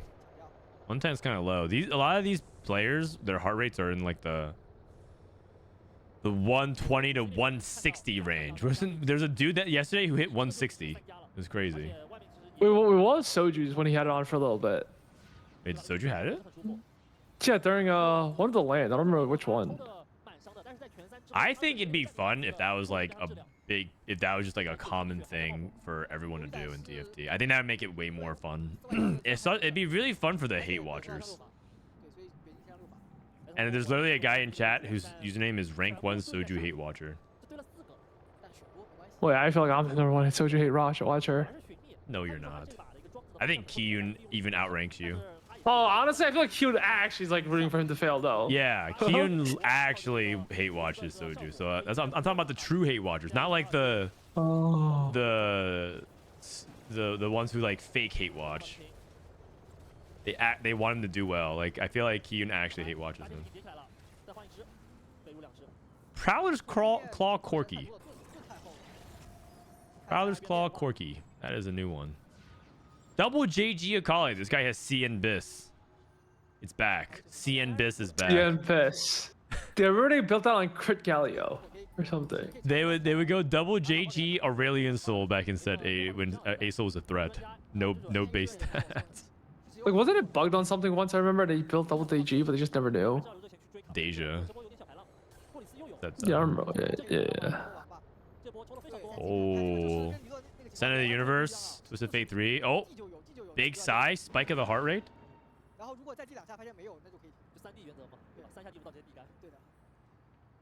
Holy shit, 80s. Soju was at 70, but it turned out that it was tracking his IQ. What the fuck? That's messed up, man. That's fucked up. Soju's actually kind of... I think his IQ would actually be pretty high.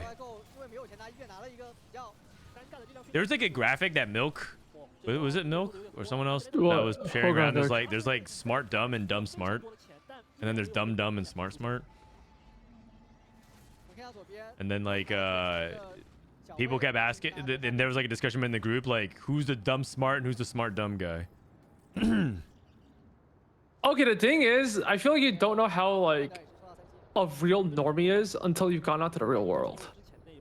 I mean, I agree. I find it interesting that you're making that comment. Are you saying that because you now know or you don't know? Oh no, I did jury duty one time and I was in disbelief, man. You did jury duty. Like I'm actually in disbelief by like the average. You sat on the grand jury. Wait, really? Yeah, it was just for 2 weeks, man. It was the worst. Like I'm just hearing these people talk and I'm literally just in disbelief. That's what you're doing? Instead of streaming TFT, you're doing jury duty. I mean, you're forced to, no? There's ways you can get out. Holy cow. That's wild. Okay, anyways, so you were in disbelief. What happened? What happened? Dude, I use my mom excuse. Like she just goes and she's like, my English not too good, and she always gets out. But to be fair, her English is not that good, so it's like it's kind of reasonable. But honestly, my English is not too good. I speak in Twitch emotes, man. Yeah, there's like a couple of cheat codes. There's like one where you could like literally say that you're aware of certain laws, and lawyers will just always not pick you because they don't want you to be that informed. I forgot which one it was though. I need to ask my wife if they ever get me for jury duty. There's like one if you like literally know about like certain laws about how to go for like trial procedure, like they'll like always excuse you. Jury notification. Thank you. That's the one. Yes. If you're aware of jury notification, they'll always excuse you. Bro, it was actually the worst time of my life, man. Because I was hoping like over an hour to get there. What, in New York? That's standard. Isn't Yeah. it? Like an hour travel time? Yeah. Oh. That's unreasonable. Yeah.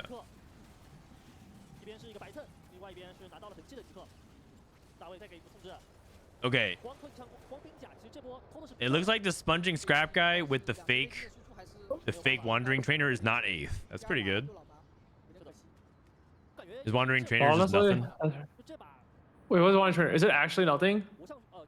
No, it's the one that you said it was like artillerist. It wasn't very good. Yeah, but it's basically nothing. Well, he has like minimal value. I mean, if you can activate 2 things on it, it's like okay, but then you're activating 2, but like barely, and also the dummy doesn't get buff from it. You still get 3 emblems value. It's like it could be worse, is what I'm saying. It could be worse. Cut it though. Yeah, it could be worse. Wait, what did the other dummy guy place? This dummy. Wait, no. This guy. Wasn't it like another This is a scrap player. No, the dummy guy who had a like firelight bruiser. That I don't know. That wasn't a guy he killed, was it? It'd be kind of funny, Ramblin'. like bottom 2 was just both wandering trainer. Ramblin', now that guy sounds smart. I don't know why. Ramblin'? Oh yeah. You know why? Because he doesn't really say anything unless he is sure of or he has something to contribute. Oh. So when he does talk, it's smart. It's more like people think you're smarter oftentimes the less you talk, and if you say, assuming that when you talk you say things that are generally pretty smart. Oh. You don't have to actually be smart. Wait, did a wandering guy die, by the way? Do you remember? Or no? I think he did because we're watching the replay of him dying right Oh. now. My family wins 7th. I mean, it Bro, makes sense because he couldn't reroll. I mean, it wasn't even 5 family. It was like, yeah, you know. it was tempo 5 random. family, which doesn't. It's not a thing. Yeah, I didn't know I was like 8 until today. Yeah, you need to actually win with 5 family, otherwise you don't get their cash outs. And if you just play 5 family just for the trades, you're playing 2-star violet, 2-star powder. Just not very good. Wait, was 876 all trainers? No, because the other guy is still alive with scrap. Oh, powder 3. I'm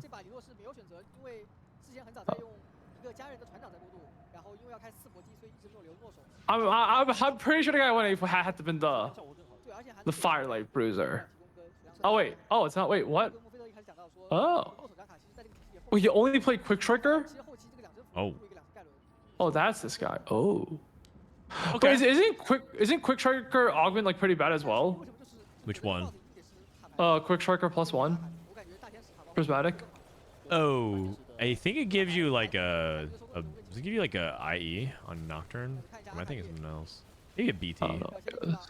But Quick Striker in general is probably just a really good comp. I mean, this is actually a good 5th, don't you think? Like for that wandering trainer. I mean, his dummies also kind of sucked. Yeah. How come everyone dummies just all sucked? Well, I think they're like gambling for like the Rebel +1 or something like that. So the Rebel on the dummy. Dude, how come these all just gamble? Because gambling is a big part of CN like gameplay style, as well as I think they just like it. I think they think it's good.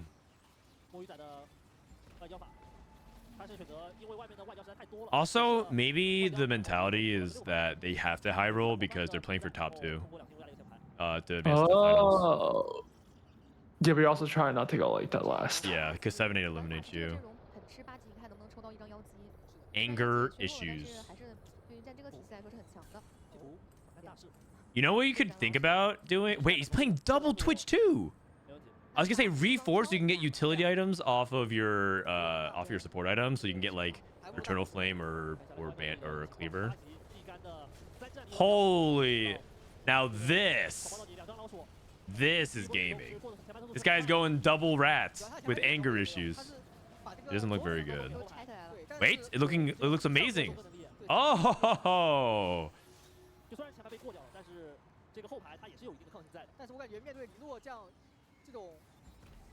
It gives Ginsu's for some godforsaken reason.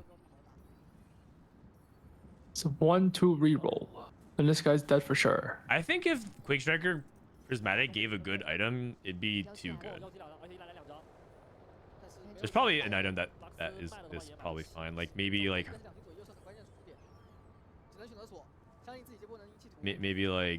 Giant Slayer, or maybe it's like the component thing. It should just give you a sword or whatever.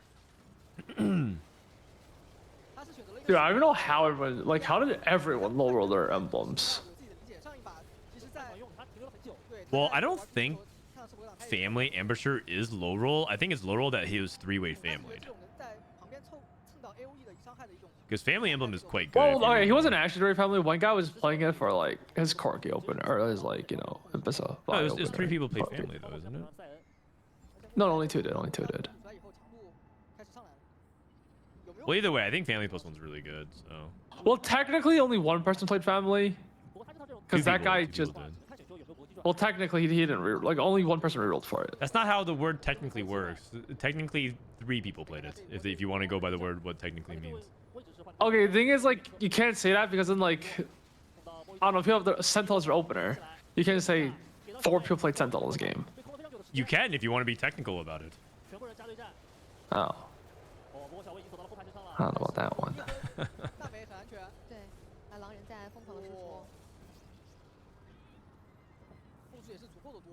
Is CN regionals on current patch? Yes. Yes, it is.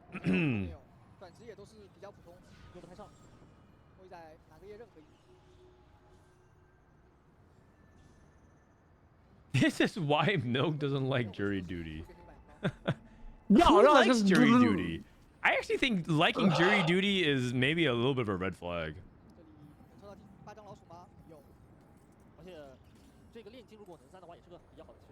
I don't know. How do you feel about people rooting for that Luigi gotta go free? Is that his name? Luigi? Oh, I haven't actually been following it very much. I feel like there's not that much coverage. All I remember was that he asked people to stop sending him photos. What? I remember he did. There's like a news headline where like I think he's been getting a lot of fan mail and people just sending photos of themselves. So I remember that.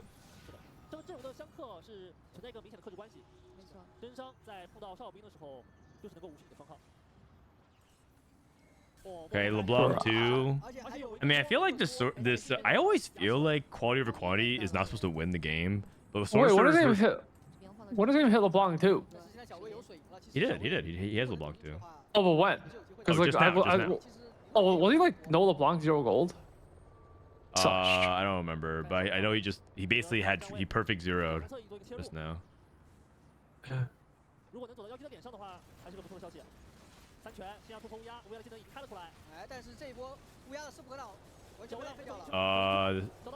Okay, that Viktor's kind of. I'm always surprised when quality over quantity wins because I just feel like it's supposed to cap lower, but I think Source was like so busted that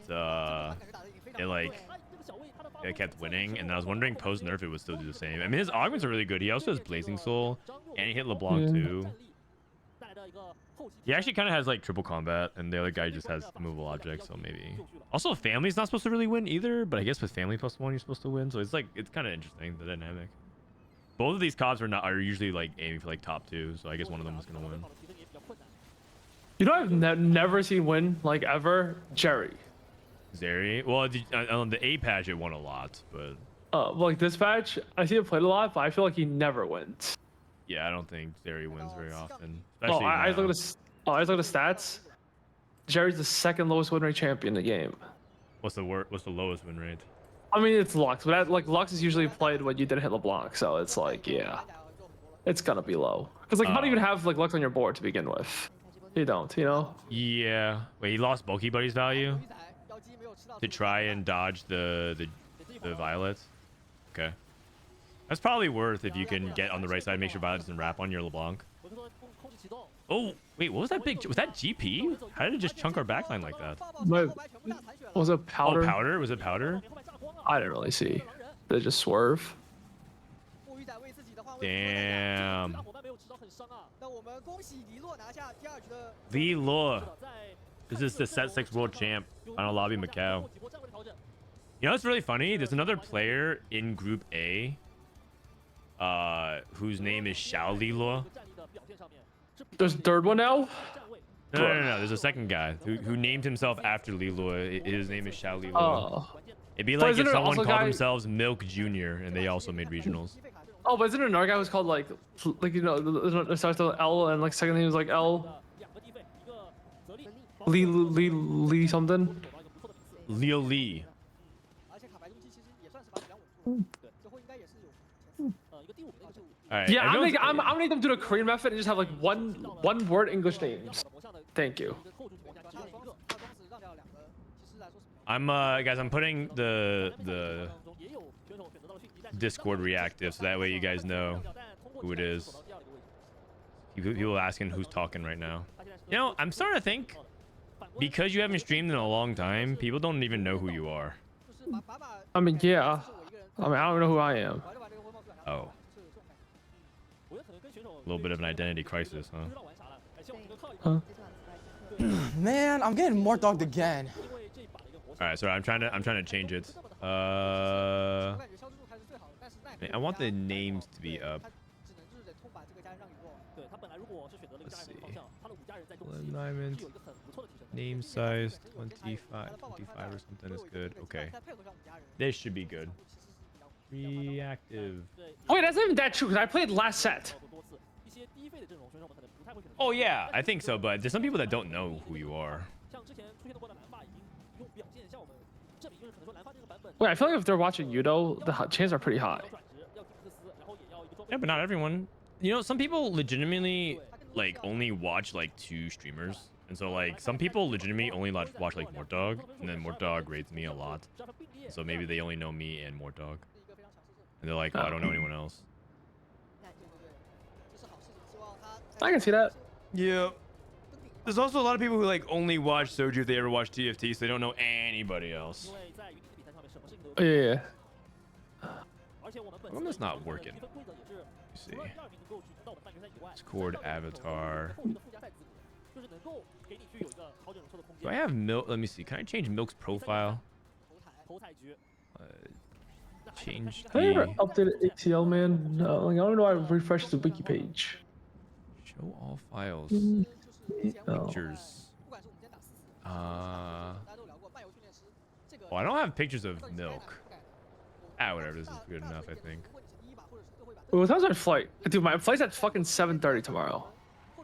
7:30 a.m. Yeah. Dang. I mean, it's like a 5-hour flight, right? A 5-hour flight. Yeah, 5 or 15 minutes. Wait, what time does it start again, by the way? Your time? 1 p.m. Pacific. And what time are you gonna be there by? 10 a.m. 11 a.m. Oh, really? I'll be there like by like 11:30 or before 11:30 probably, like Yeah, about no, 11:15. I know. Milk's supposed to be flying in today, but he's gonna fly in tomorrow the morning of. And I said if his plane is late, he's gonna be ditching me, and I'm gonna be there by myself. Wait, why can't you show up like a little bit late? Because the games start whether or not we're there on time. Oh yeah, but I can show up like 10 minutes late, surely. But like, what odds delays, you know? Not high. Wait, also, I was supposed to show up today. You never told me that. Because yes, I did. I said you should come the day before, and you said no. I'm gonna come in the morning of. Also, we do a pre-show. We like start the stream at like early because you want to talk. You don't want to just start the stream 10 minutes in when the game's already started. You're not introducing the players. You're not talking about anything. You're right. I'll be there. I mean, my flight, hopefully. I mean, it's Delta. Statistically, the least amount of delays. That's nice. Yeah, great. They all have delays though, but like statistically, it's like 1% less delays. Great. I mean, I just came back from vacation like on the 24th or 25th, so I didn't want to like hop on a plane, hop off a plane. I'm going crazy. I see. Also, I had the worst. This guy's a Wonder Trader again. What is Enforcer, Automata, Bruiser? Enforcer Bruiser is fine to play around. Yeah. You could actually just play Twitch off of this. Because you could play a Mumu for a while, and then play snipers, and then transition over into... Yeah, but he's not high. He doesn't have like any like Oh. I feel like he's like also holding on for him. Just playing Enforcers, yeah. Experiment +1. Twitch. I think Experiment +1 has gotten a lot worse, but I don't mind taking it later in the game. I don't know about 2-1 because I feel like it doesn't streak you very often, especially on Prismatic. But maybe this guy sees the lines. He does have a Zyra too. I mean, his over is pretty good. Well, yeah, but then you run into like a can't go going wrong with long player or whatever and just get wrecked. Oh, I mean, I feel like a lot of times you just can't go wrong with like an experimental opener because they're kind of broken. I mean, they nerfed it a lot though over the 2 patches. Oh, really? What was the nerf? Fuck. They nerfed it down to 40%. Oh, it was before 70? Yeah, something like that. Holy shit. I didn't even know that. What the fuck? Yeah, I didn't read 2 of the patches. BT is the item you get off of the Prismatic augment, guys. So he didn't slam BT. He got it for free. He slammed Shojin. He slammed Shojin, and ultimately it's fine to slam Shojin because you could put it on Caitlyn, but it's also the best item they can have with Zyra to streak right now. Zyra's actually pretty good early. Wait, Zyra was like one of the best early. Yeah, isn't that what I said? Oh, he said pretty good. Oh, well, she's one of the best. Oh yeah. Yeah. Especially if you have like experimenting. I mean, I feel like we get better than that. This is the dude you're bringing to help the stream. Whoa. Okay, thing is, I don't want to play the game. I told Frodan this. Yeah. You're a little too honest about it. You're a little too honest about it. About what? You can just say, that's interesting. I'm not sure. Maybe we should watch and find out. You could like, there's other ways you can just like defer and punt without having to just be like, without having to just say like, well, yeah, I don't play the game. You don't have to say that every single time. Okay, but I've actually played 10 games on this patch, so. Yeah, but you don't have to say that. Oh, no, that's a good thing. Like, that's positive. Hi, little guy. What's up?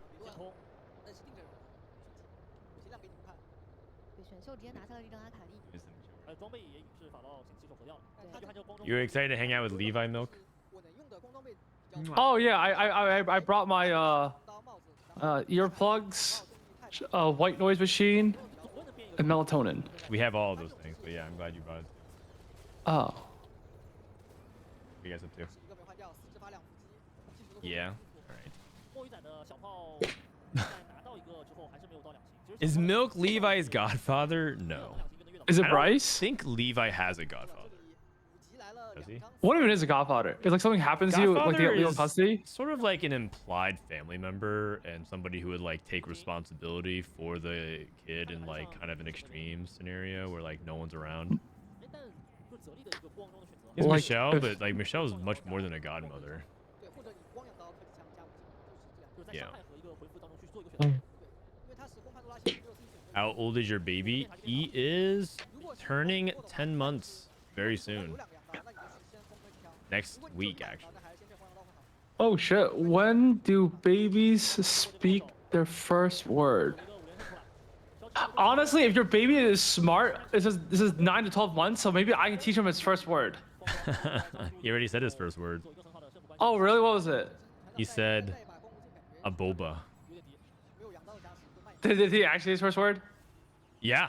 Well, actually, specifically, he said abu ba ba ba, but that's, I mean, that's close enough.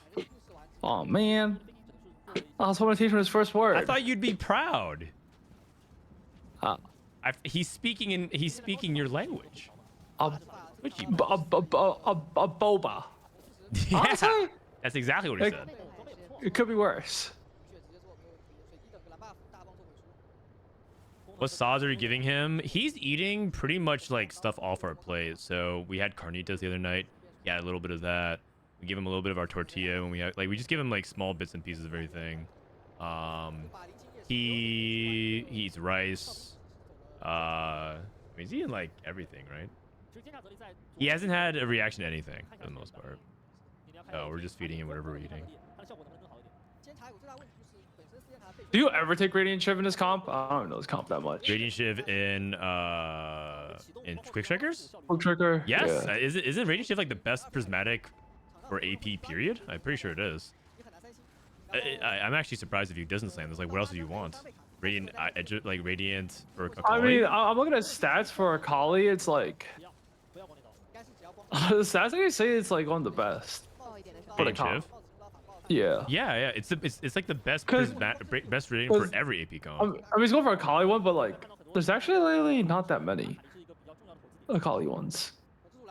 You have to wait a long time. Best might be like Hodge or Edge of Night. I don't even think Edge of Night is that good anymore. I think They're not that good, and also they're all below Shiv in the stats. yeah. I think it's Shiv. I'm surprised by that. Because also like you can miss the next 5 rounds, and you can miss like another couple rounds. You can miss for the rest of the game. Okay, yeah. like, well, like I'm like the pretty next 5 sure rounds. you take the first thing that's minus delta, Yeah. and if you don't, you're taking like way too little probably. Also, stage 3 tempo is extremely important for reroll.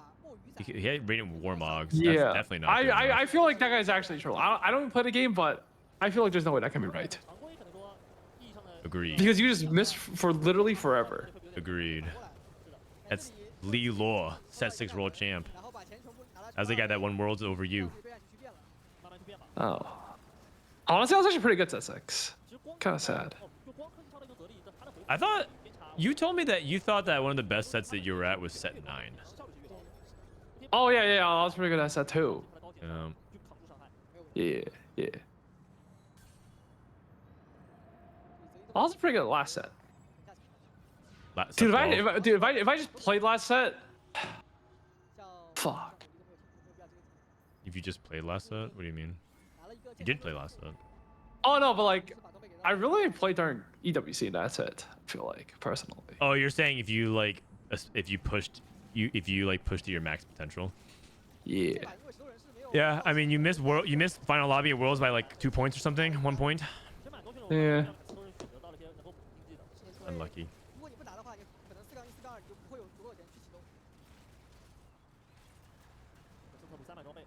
Milk is Kled reroll. Enforcer.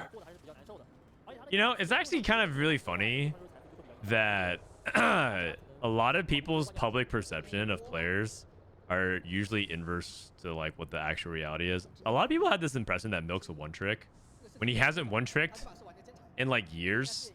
And then a lot of people had this impression that XiaoZhiZhu plays like 2 flex and like he like does all this like complicated stuff, but like XiaoZhiZhu's actually much closer to a one trick than Milk is in a lot of tournaments lately. So it's actually so funny that a lot of perception is usually inverted like that. Nah, I feel like XiaoZhiZhu's more flex than me. There is no way. I don't know what the fuck XiaoZhiZhu's even doing half the time. Well, like whenever I watch him play. Tournament. Wait, just play Sorks? Dude, I don't know what happened. I got tricked by them. Like, my playing window was the only place Sorks, and somehow, like, yeah, play this. And I just go, wait. Because honestly, I don't even play anything. I don't know. No, everyone. Like, I don't know. Like, I think it's sometimes, like, as a big skill in TFT, right, is, like, knowing when you suck. Knowing when you suck. Yes, what if you always think you suck? That's fine. Because then you'll always go down an unoptimal route so that you, like, have a higher AVP than you playing the optimal route, which will have a lower AVP because you can't play the line. I don't think I track. So you're saying it's good to think you always suck? No. Oh. No, it's good to know how good you are relative to the field. Also, this guy just took fucking Archangels. There's no way that's why I think Shiv. Oh, isn't Radiant Archangels actually kind of good though for Twisted Fate? Yeah. Well, like that's actually a really good one. How much better than Shiv can it be? Well, it's not just also how much better is Shiv. I mean, I agree with you. I would take Shiv. The other question is it worth like 30 HP? Well, it wasn't known to be 30 HP. It could have been like Shrimp Unlimited. Well, I mean, he's at Yeah. 40 HP right now, so. Yeah, but the thing is, like, if he missed, he could easily miss the next two. You know, another two Sure. 80 Oh, items, you're a saying it tank could be item. even more than that.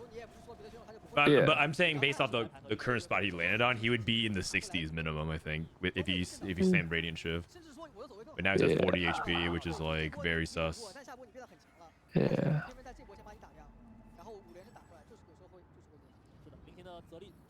Well, because I don't know, I just thought he was like greeting for like a giga, like a Kali, like no matter what, because he didn't take shift, you know. Yeah, I'm surprised by that too. I feel like some players from China just straight up don't look at stats still. I don't know if you heard, but with I feel like that's not a stats thing though. I feel like that's just like you have to take it eventually. Well, I feel like most people, if you didn't look at stats, didn't know about stats, most people wouldn't actually peg some of the radiant items to be as powerful as they are. And I think that that's part of like some of these like radiant items, I think is like large. Like how good do you think radiant crown guard is in the stat? Like I don't actually know. I had to look it up to realize that it was actually in the upper percentile, and I didn't know that. Wait, I filler 6. Oh, it's Giga plus Delta on Echo. Well, yeah, I don't know. It's not good on Echo because Echo wouldn't want that, especially in some of the scrap setups because scrap gives him such a big shield already. But like that kind of stuff is like quite opaque and hard to know. Wait, I looked it up. I don't know why. Wait, why is it average so bad? Wait, what? Average of 5. Echo? Crown guard 6 scrap. Because scrap has such a big shield already, Yeah. and so it doesn't. It's like, Yeah, but I didn't think it'd be that bad. You know, oh, okay. like 5. Yeah. I mean, it's like a fine item to play on Rumble, I think, but not really on Echo.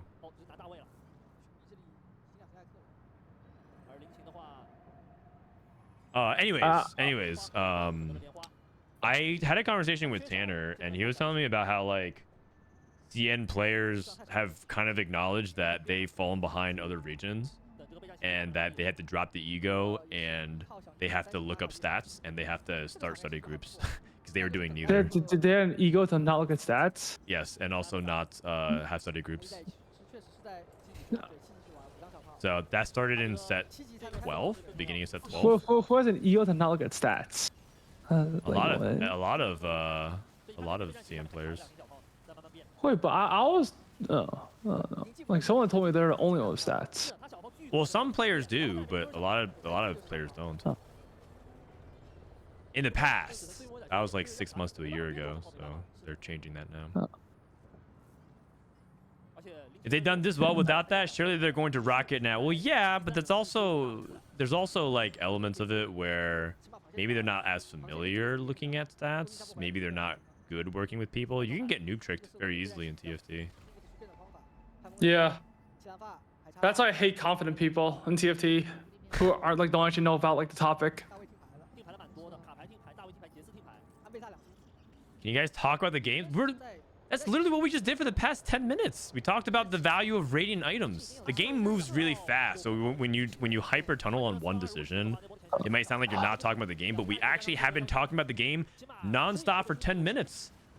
Okay, also for me it's a little hard just because like I don't know like they keep like you know it's easy to track people, but like me not knowing a single person's name makes it really hard to follow. You know what I mean? Yeah, I do know what you mean.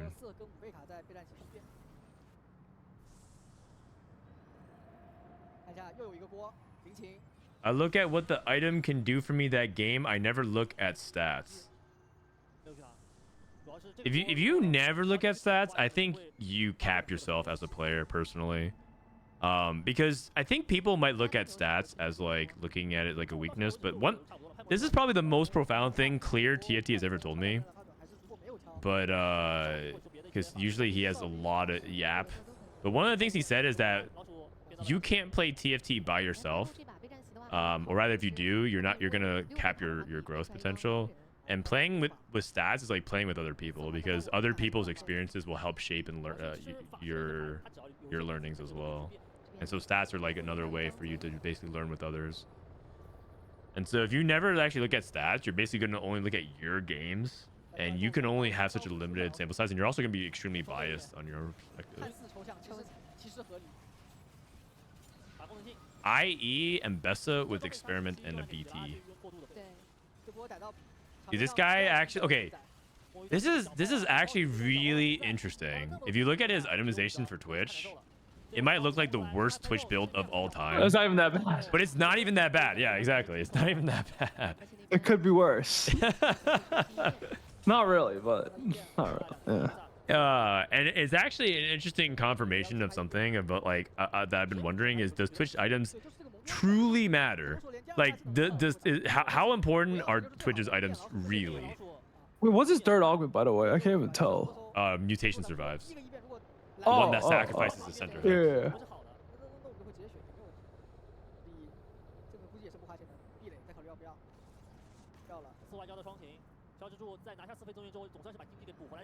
I don't have money for the Patreon for condition stats, so I watch streamers all day and know what they do since they know a lot more stats. You can just look at meta TFT's Explorer. That Advanced Explorer is free. If money is a limiting factor and you're like, I can't afford it, which I understand. $2? Well, some people literally like are living at bare minimum and like they need to cut all spending across the board. And then it might sound silly, like it's just a few dollars, but for some people that's a big deal. So if that's the case, just use Meta TFT's Explorer. Is Zeri Watcher still good? We actually downgraded it from A tier to B tier. So good is relative. I think it's less good, but can it still be good? Well, actually, we're watching a Zeri Hero right now. So the answer might be no. If it goes 8th from a spot where it has like Zeri 3 and double Rage Blade and Radiant Gunblade, I feel like it's probably not good.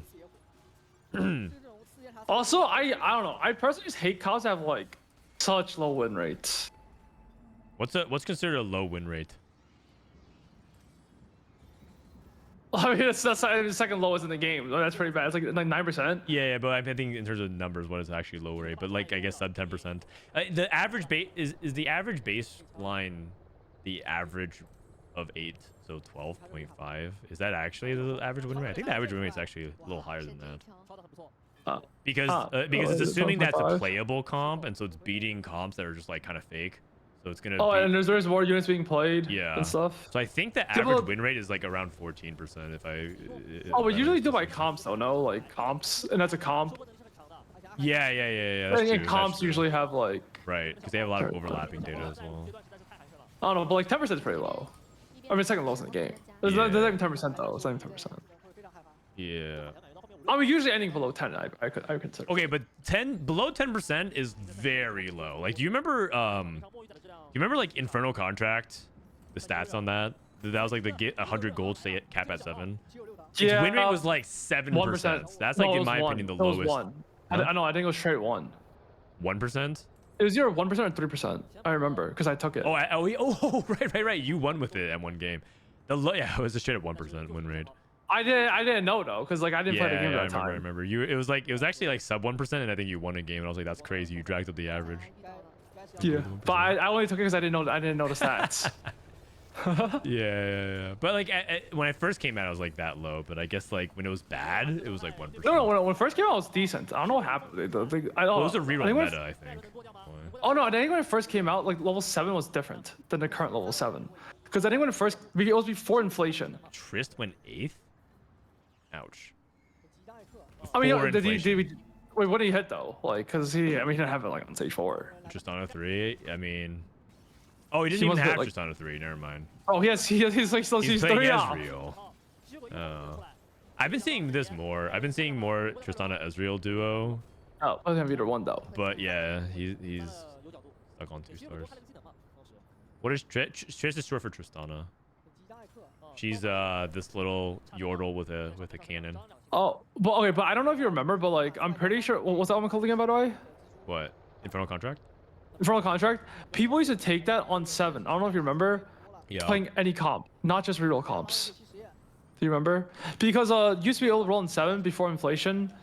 Because well, also, it used to be a lot more too. So like level 7 was better for 4 costs as well. Yeah, but not only that, but you wouldn't be able to make it because whatchamacallit, do you know it costs more gold pump to 7 and more gold pump to 6? I mean, more gold pump to 7, more gold pump to 8. When? Now or back then? Now or back then, it just cost more gold level. Well, yeah, because in they general. added level 10. So now level 7's relative. Yeah, yeah, but yeah, placement is different. yeah, but I like, it like fucks with like the whole like template game though, because like before it's like you could roll in 35 on 7 Yeah. playing a 4 cost comp, but now like forces you to like. Yeah, I don't know also why kind they, of like I how don't even know 6 why they call it costs. fast 8. 6 cost kind of shifts the power of what a 5 cost is now. So it's like it's the same. It's the Yeah. same thing. I also don't like how they call it fast 8. I actually do think that TFT could evaluate stages, and I understand that like all of it's kind of different. Like it's all super intricate and complex, but I personally think TFT games are too long. I think that's a take that I think I'm just gonna take to my grave unless they actually shift it.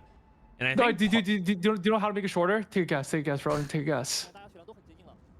if you're gonna say it's like a wild guess. 4v4, Yes, sir. you're not. Double up actually takes longer, doesn't it? Actually, no. Oh, Does it? 44 though. Oh, double up actually is, 44. wait, Moore said that double up takes either longer or shorter than he expected. I forgot. Now that I don't remember. Okay, but you know what's almost most likely to take shorter. Or it has to be shorter. It can't be longer. It literally cannot be longer. Yeah, because 44 has a higher chance of like 2 people being live on the same team, so the game is. Man, I'm getting more dogged again. Or not only that, but like it just ends and like the bottom half dies. Oh. Well, So like, yeah, you end the game with 4 people alive or I can 3 see people that, alive. I can see It doesn't have to be 2. It's shorter. Or Okay, yeah, wait, yeah. no, can't the game end on 5 people alive? The game end 5 people alive. I'm down for TFT games to shorten a little bit because I think it's a little too long. But I guess that might be only problematic if you are like averaging a 3 or a 2. If you go 8th, games are plenty short. Oh, I mean, for 44 would never be for casual or like for like solo queue. It's only for tourneys and that's it. Like no one's trying to play 44 solo queue. It's only long if you win. True. As a viewer, 44 is just not fun to watch. I think that it's because it's hard to follow. I think that's true now. I think if you watch, I think you understand it. It's yeah, much better. I think actually. if you understand it, it's very good to watch. I personally enjoy it a ton. I don't know if you watched me watch the sub-regional, but I thought the sub-regional was really fun. Holy shit! 20 gifted subs from Hyperspatial Gaming. Thank you, man. Yeah, I feel What like do I owe one the occasion? I even tried. That. Amazing. The gifted subs and the prime sub. Dude, there are people just watching Spectate K3 Soju. Is he playing ladder right now? Oh no, like before, like Oh. before. No, I think the 4v4 is very fun to watch, but they need to make better viewing tools to follow it. Because if the answer to that, this guy's going for Twitch 3 by the way with Pandora's. If the answer to that is you have to listen to commentators, I don't think it'll ever be a good format. Because like you need people to be able to watch it and understand it easily. Wait, shouldn't he take on Bissa? For what? No, he has 6 on Bissas. Oh, you're saying like roll for Ambassador 3 as well. Yeah, this guy's holding. Oh, never mind. This guy's holding. Infinite. This guy's also holding This Twitch one. though. Yeah, this guy's holding 2, I think. Yeah, it looks like he's getting griefed either way, but he's also at 1 life, so he might just die. He's dead. Oh. Alright, so you can roll for Twitch. That's probably why. That's smart. Yeah. The guy's alive. Whoa! Oh. Okay. Just hit. Wait, this is actually kind of a beast game. He slammed Shojin, Rageblade, Morello, streak with Experiment, picked up Pandora's on 3-2, and then... Yeah. This guy actually played it really well. 2 tank Mundo. If that's not an indictment on how important Mundo is for the comp, I don't know what is. He has 1 item on Mundo. Equinox is not a real tank item. It's like a pseudo tank item. Utility. And he actually just has 1 item on Mundo and like, yeah. 160 BPM. Oh, his heart rate spiked to 160. Well, let me see. Dude, yeah, his heart rate spiked to 160. Wait, how could that Zelzy 4? He gets so much HP though. Is it? Was that? It was. Yeah, I don't know. Wait, his heart rate spiked to 165 after the Twitch 3. Holy cow. 165. Isn't that just straight up doing like high intensity cardio? Yeah. These guys doing straight plyometrics on stage. Like I always wonder why my watch always says I do things to do exercise when I play TFT. Well, TFT requires a lot of mental strain, in my opinion. Light go. 160 is just cardio. Well, that's still very intense for a TFT game. Galen 2. Wait, do you know who won last game by the way? Who won last game? XiaoZhiZhu. Yeah, what comps? What comps? He won with the Sorcerer Emissary. The quality over quantity. Is it, dude, I feel like all the real comps aren't doing too well. Well, I think China is also doing Prismatic start and doing Wandering Trainer. So it feels slanted. Also, Family got second and the Quick Striker player got third. Yeah, but this game, like, still in 7-8 reroll. Yeah, that is true. Well, okay, the Tristana player missed, but the Zeri, that was a very unconvincing performance by Zeri. I feel like Zeri actually might not be, like, Good. like good at all. We demoted to B tier, but like she might actually be like low B tier. It's probably more situational than people think. Yeah, that's probably it. It's probably like people think you could play it off of X, but the reality is you can't. But we also saw a Zeri player top 4 and they had anger issues, so that seemed fine. But Is that cheating though? Oh wait, the family player won? Oh, okay. In that case, I messed up. Then the family player won. I thought the sword player won. Oh. My bad. In that case, I stand corrected. Thank you. Thank you, Setsuko fan. Dude, these Setsuko fans don't skip a beat. Now. They know every out. They know every BIS artifact. They never skip, or they whenever you miss a unit in shop, they always catch it.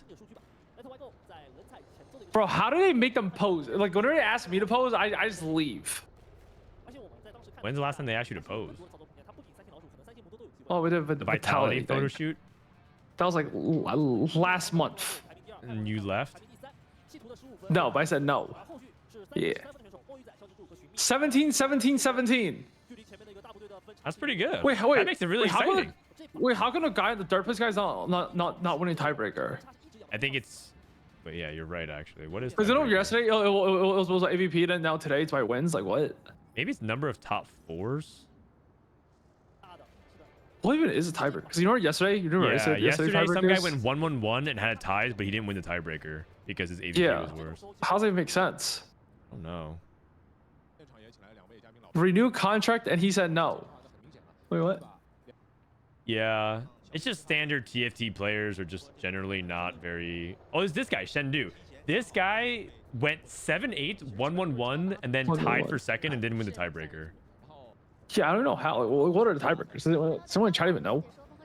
I'm not sure. What do you think of these people's outfits? These business outfits? Do you think it's too much for TFT? Wait, Mortar tweeted Into the Arcane will go down as one of the best sets of TFT we've ever done. Yeah. Wait, really? I can see it.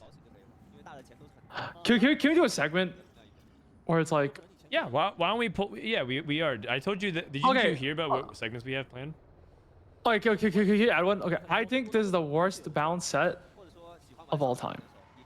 Okay, man, that's just no. The thing is like, I'll have my arguments, and you can debate like what I perceive as like. You want to do that now? You're saying you want to do a segment now, or you want to do it? Like when do you want to do it? You want to do? Do you want to do this with more dog? Sure. I'm not going to phrase it that way. I'm just gonna take his tweet, and then I'm gonna ask more dog to defend why, and then you can counterpoint why you don't think it is. Okay, I'll say why I think the bounce is bad. Yes, you can say I don't agree with you're saying. Okay, so you're saying this statement by more dog. Hold on a second. Oh shit, Sentel is alive. You're saying this take by Mortdog into the Arcane will go down as one of the best sets of TFT ever done. You're saying I disagree with that because I don't think the bounce was good. That you can say that. or as good as whatever. But like the thing is, he's not talking about the bounce. He's saying overall one of the best tests of TFT we've ever done. Oh so. yeah, but yeah, I know. I was gonna say something else. But I just want to say why I think the bouncing is bad. Or oh no, I just want to say why I think the bouncing is worse than people think.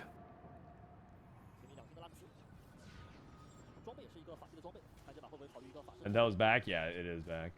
I said the topics, and you only have like you have to. By the way, you have to frame things pretty quickly, though, because you're only gonna have like a minute and a half. Oh, it's like a really like. Yeah, but the thing is, that's how debate formats work. You don't get 5 to 10 minutes. You get 1 Yeah, well, minute. I'm not a professional debater, and also like. Yeah, but you have to, if you want to be taken seriously, you have to start upping your game. You can't just be iron rank at debating and then try to... Wait, no, but I feel like the stronger cases are when someone's really bad debating, but their point is like good. Because like let's say like you're really bad at it, but even you that conveniently works out well for you and badly for a lot of people who are eloquent and able to communicate their point concisely. So, well, you know what I mean, though. Like, no, if I feel like if you're really bad at explaining something, accepting but, that at the face value tends to conveniently work for your argument, but not really well for someone like me. Oh no, it's just like people like talk confidently, but just don't know like what they're actually talking about. Sure, like, but it's the worst. Yes, I understand that, but that doesn't necessarily apply to Mortdog. I know that you think that does, but that's not true. And we will set the topic. Okay. Ghost of Friends Past. Oh, someone was telling me about something, but I forgot what it was. Do you remember what the Ghost Friends like? What is the Ghost Friends Past line these days? I could tell you what it used to be. It was like a sentinel. These days, I played it into Bruiser Twitch. So I played it into Bruisers. I got a bunch of HP, and then I just played straight up Bruiser Twitch, and I think I got a second. So, like I forgot what it is. but that was on the previous patch when snipers and Twitch was way stronger. Although like technically, it still is actually the same because they nerfed 4 sniper, so 2 snipers is still the same. It might still be kind of good.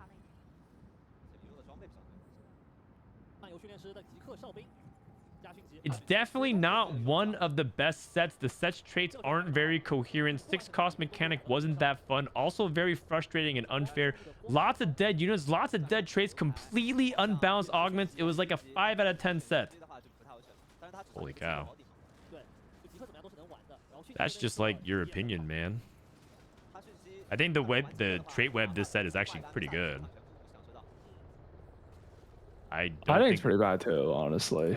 I don't think there were many dead traits. I think augments have always been imbalanced. I don't think it's like been particularly less like. Actually, I have to ask you. Let me ask you a different question. Name me a time when augments were balanced. Tell me a time when you guys thought augments were balanced. Honestly, and I will literally gift you 10 subs. Set 10. That's a fucking good take. Holy shit. Wait, was that hero augments? No, that was the headliner mechanic. That's a good take, buddy. Holy cow. Honestly, any set before hero augments and like all these like infinite econ, like you know how there's like shit like that the 2 reroll thing, like 2 costs reroll, and there's like that like there's like another reroll for 2 costs, and there's like some prismatics for 2 cost reroll, and there's like some other 2 cost reroll augment. You know what I'm saying? Yeah. Like when did they just add like 52 cost reroll augments? Well, they're adding all kinds of augments. It's just that some augments end up being a lot better than others because there's a lot of failed augments. No, I mean like they just add like a lot of like 2 cost, like you know, it used to just be like Pandora's Bench, you know, and like Trade Sector. Yeah, those are simple ones, and they need to make augments exciting. Remember Trade Sector was like, oh shit, use it for reroll. Now you got Starry Night. It went from Trade Sector for reroll to Starry Night. Yeah. True. I mean, is that a little extreme? It's extreme, yes, but at the same time, that's just what like there's like many cases of that. Like that's the case with a lot of gold augments. Oh no, I'm just saying they're just like forcing like you're doing this on 2-1. It's because of power. Rolling. The power of augment. There's just power creep in the game, and that's inevitable for a game that lives for a long time because players want new, exciting things. If they made augments more boring, people would play the game less. Why do people complain when no, just stay with me here. Stay with me. I feel like they're making augments more do like people complain when it's like a silver augment star? Because they think silver augments are pretty boring. Wait. Oh, for me it's the opposite. I'm like, no, it's actually a pretty common take. People think silver is really boring, and like Dish Soap has actually been on record several times. He thinks silver augments should just be removed from the game. He actually thinks that it's that boring. Well, I hate prismatics. I like gold the most. Right, and so you have to understand what you're describing is a preference, and there's actually a large gradient of like players that want different things. And so when you say like they went over the board with Starry Night, other players might perceive this as, wow, this is actually exciting and I want to play that. Okay, it'd be fine if they just balanced it better, which they don't really do. Yeah, but it's also, as we've established, it's impossible to balance it the way people perceive it to be. Because like balance also, when things get balanced, you guys complain that everything's conditional. Like because this thing. Some things it's good like, sometimes and it's good. It's not good sometimes. So it looks good in the data, but then it turns out that's is this conditional, even fun? and everyone just complains that the one that guy took. Listen, if you want to have a conversation, you have to let me finish what I say before you just start interrupting. My bad. But like, sorry. yeah, it's fine. It's all good. But if you want balance, what ends up happening is you only can play it sometimes, and that's what makes everyone upset because they say, well, then it's boring or it's static because everything is just so conditional. So I don't actually think, my argument is I don't actually think people really want balance the way that they think they do, because it's not actually the state of utopia TFT that they think it is. That's it. You can reply if you Hey man, I mean, people are playing the game. That's good enough. Yeah. Oh, is Ghost Runs Pass and the Sentinels good? I mean, that's what we used to play with. But yeah, like that's like the first patch. That's like the first patch. Like Sentinel Ghost Runs Fast. What else do you want? Is there, because you can only stack HP, AD, and AP. What was guys? Oh, he's just playing scrap. I actually got another spat. Yeah. What have they been playing then? I didn't see what he had.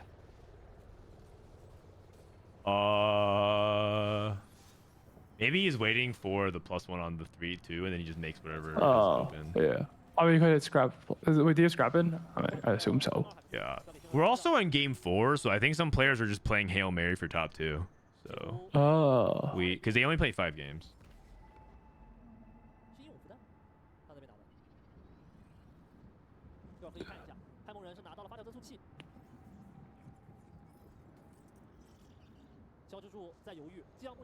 I've had a lot of success with Ghost stacking AD into Quirky Emissary.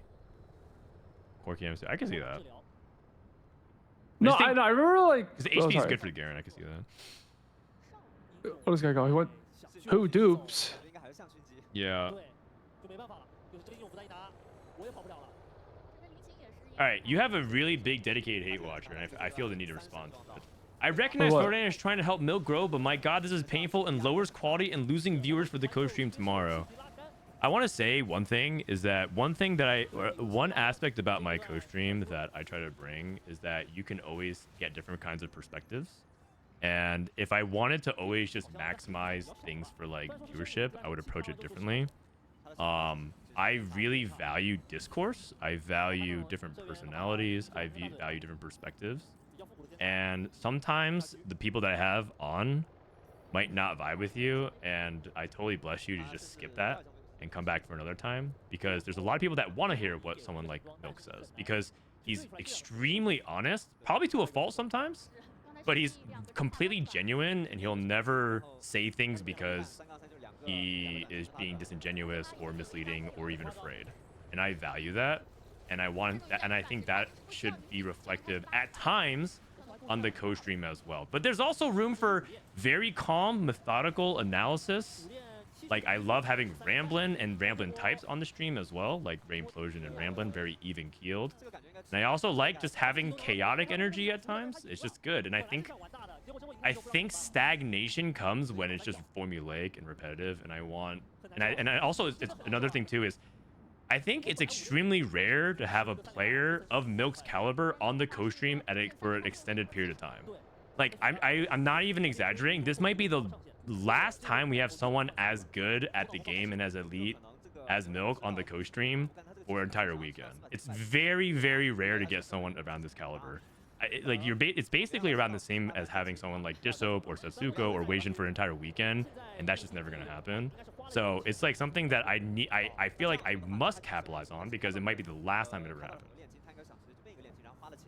So I value that a lot. So if you want to just skip this weekend, totally cool. I don't take it personally. I hope you come back for the future. If I lose you as a viewer forever, that's also okay. There's also other good co-streamers and maybe main broadcasts exist. But he's not going anywhere, and I want Milk to be part of this, and he's my friend, and I value that.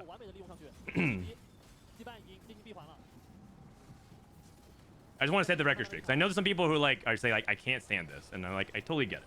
Just it's fine.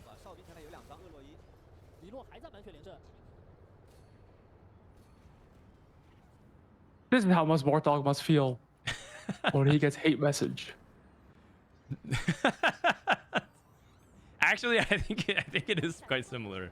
Yeah.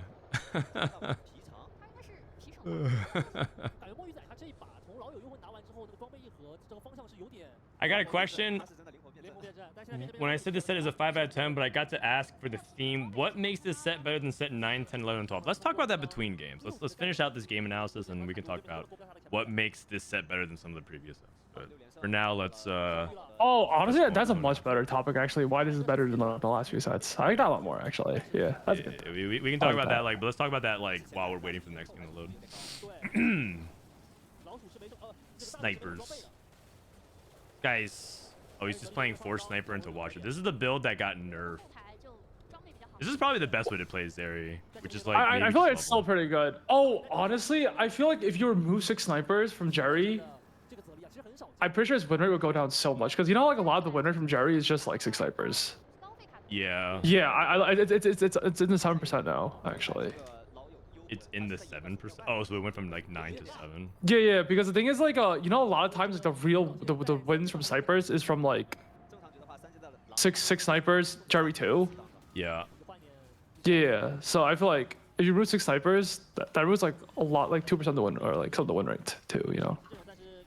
Which makes more sense. That makes sense. Because I never see Jerry win. But are you supposed to play 6 sniper? Isn't that like a level 9 thing though? Like, are you supposed to actually play 6 sniper Zeri 3 on 8?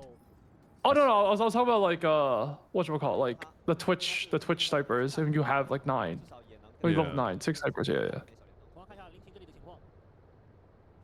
So it's like basically living the level 9 out, I guess. So that means that the win rate is gonna drop. Also, do you like the fact that guy Nico has a TF on Quick Stage 3? Strikers. Is that the Enforcer player or the?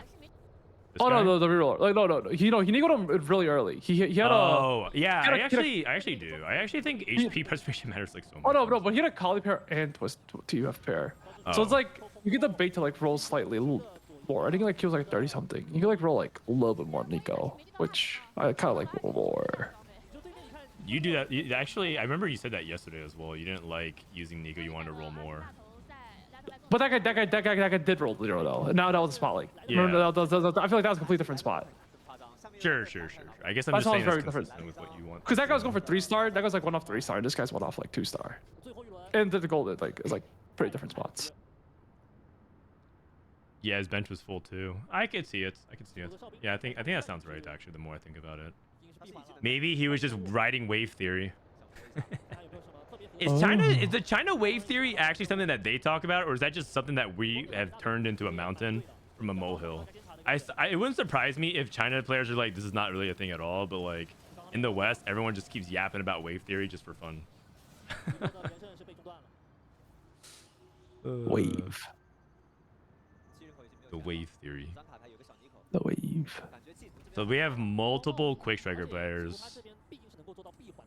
Maybe that's what it is too. He's just duping because he's contested. I can see that. Oh. Oh. I don't know what's contested. Yeah, don't worry. Would you like to try observing this weekend? Just for like a game? You get to click on what you want to click on. While we watch, yeah, I'm down. Yeah. I'm interested how you would observe. Oh, the problem is, like, I don't think people like that because I'll probably just follow my friends more often. Because, like, Oh, okay. I'll be like so much bias and be like, what's Tetsuko doing? What's Kiga doing? What's Soji doing more often? Like, it'll be like very biased. That's okay. Of, like, it's our scouting. stream. It could just be like what we want. We don't. If they want to watch an Oh. unbiased perspective, they can watch the main broadcast. That's exactly the. What's Frodan doing? That's exactly the Oh. distinction. Like, I guess I don't care as much like what, you know, some guy from BR does. I Sally, don't thanks know for the it. raid. It's a U Jelly raid. What up? We're watching China regionals to get ready for this weekend's regionals. I saw she was down 700 LP. Yeah, I saw that too, but I didn't want to bring it up, man. Come on. Oh, sorry. Why this? I saw. I was like, oh shit, Sally's popping off, and then I look over. I was like, oh yeah.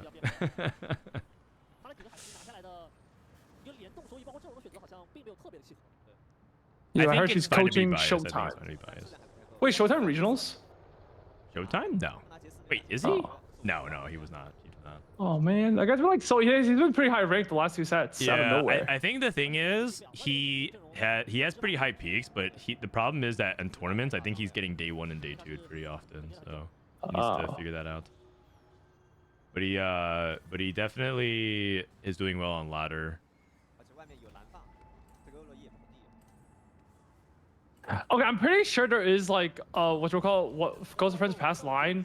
I forgot what it is, but someone like told me about it, but I don't think it was this one. It Could was the you old play one, right? it in like some like reroll line?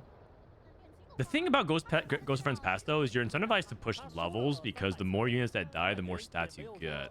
So it feels weird to play Ghost of Friends Past into a reroll line because you're going to be always playing for 5 or 6 units of value when you should be getting 7 to 8.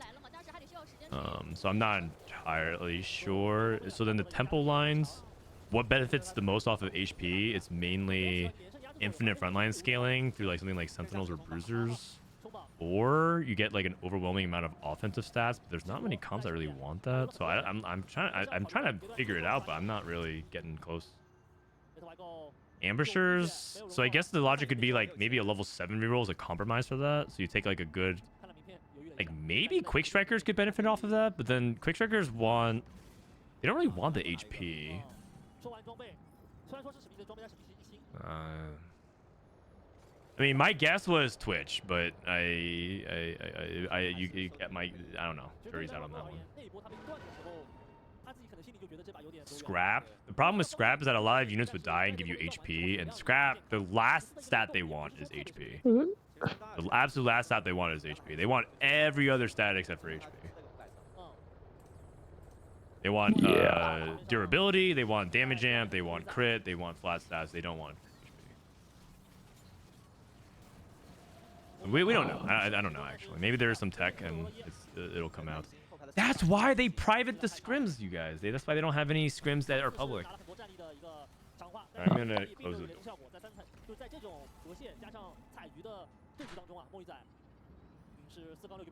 Wait, so Mortog's not gonna go in person, right? He is, just not on Friday. On Friday it'll be... Oh, so Saturday, Sunday? Yeah, Saturday, Sunday he'll be there in person. Is he driving back both days? Or on Saturday? Don't know. He might be staying at a hotel, but... Oh. We're also gonna do a game show, Milk, with me and you. And Mort? No, just me and you. What kind of game show? A quiz game show. Oh, the last time I did one of those, I won. Great. Well, if you win, chat gets 100 treasure tokens. Or sorry, chat gets 100 codes of treasure tokens. Each of those codes is worth 50 treasure tokens. So 5,000 treasure tokens are on the line. 5,000 treasure tokens are on the line. I've been playing since set 1, so like I remember like a lot of the lore. Yeah. So if you win the thing, you win a bunch of treasure tokens for chat. Wait, also, what was that Sunray even doing? I feel like he is like he didn't put one of the Rage Plays on Twitch, right? Yeah. Well, Rage Play is not. Disso keeps trying to emphasize to me that Rage Blade is not. Oh, on 4 snipers because your Yeah. fights last shorter. Yeah, exactly. You don't want to actually want it. You want to actually like IE guard breaker GS or something. Deathblade. I can see it. Oh, this guy played the Why actual. does that Baron. Kali look like? Oh, Savika. Did Savika kick it twice? Oh yeah, it might be that weird. Akali has always been one of the weird buggy champions. Do you remember set 10 Akali? The Akali versus Akali, where they would like ult each other, and then. I don't really play that set. Oh. I don't know right. why, You but hate all, you hate all, Chosen. You hate Chosen. all the land sets, I just take a break afterwards. I'm like, Yeah. it's a good time to take a break. It's also because problem it's thing like of- holiday the long season set. too. And, Yeah. Also, January is like the cheapest time to go on vacation. January, February. January, February, that makes sense. Infectious anomaly. This quick striker board looks really good. So if it bot 4s, that just means his lobby's insane. Because I'm pretty sure this quick striker board is good enough to top 4. I mean, it was also lobbies. contested, right? Oh, that's true. That's true. But he did hits. I guess he didn't hit TF3. Oh, the Camparian player died. Oh, Camparian what played was with his 6. cash out though? Wait, what was his cash out like? Not very high. It was like 400, 500. It probably wasn't 500. It was probably 400. I don't. I thought it was He was on 300. Soko 1 though. or He was on fine. Soko 1. His item, it looks like it was a 400 catch out because he has no perfected items. Yeah. I remember his cash out was pretty low. Oh, that's a scam. That Rumble drives like milk. Huh? Not in a straight line. Oh, the Prowler's Claw Spectral Cutlass killed the Victor. Oh, wait. Is my it trying to straight line God. fake because like cars self autocorrect now? It is most certainly not fake, and I am hesitant to let you drive us to the studio if you think No, driving in straight line is fake. Let's say on the road, right? You turn a little bit to the right or a little to the left. Doesn't the car auto adjust you back into your lane? There are some cars that have that setting. If you You don't have that? But I would prefer you not to have rely upon that. I don't rely on it, but then sometimes it just does it for Like, me. Isn't I that a would good thing? prefer if you would be able to do that without the car's assistance. Oh. Also, that's a setting that you mainly use on certain parts of the road, but local roads, you definitely don't have that much assistance because of how, like... Oh, no, it's just the highway, Yeah, exactly. Yeah. I drive Sniper 60 to focus. 65.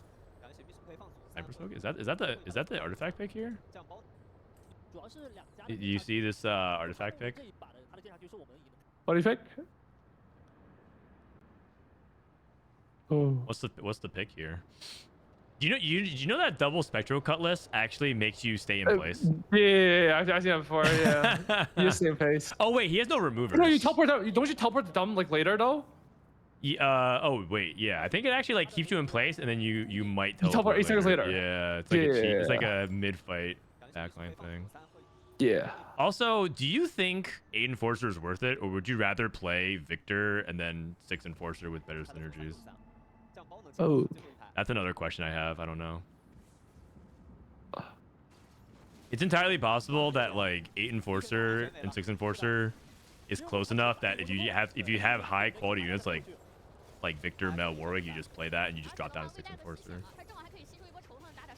He has 2 emblems. You're right. He does have 2 emblems. That does make it feel like you might as well.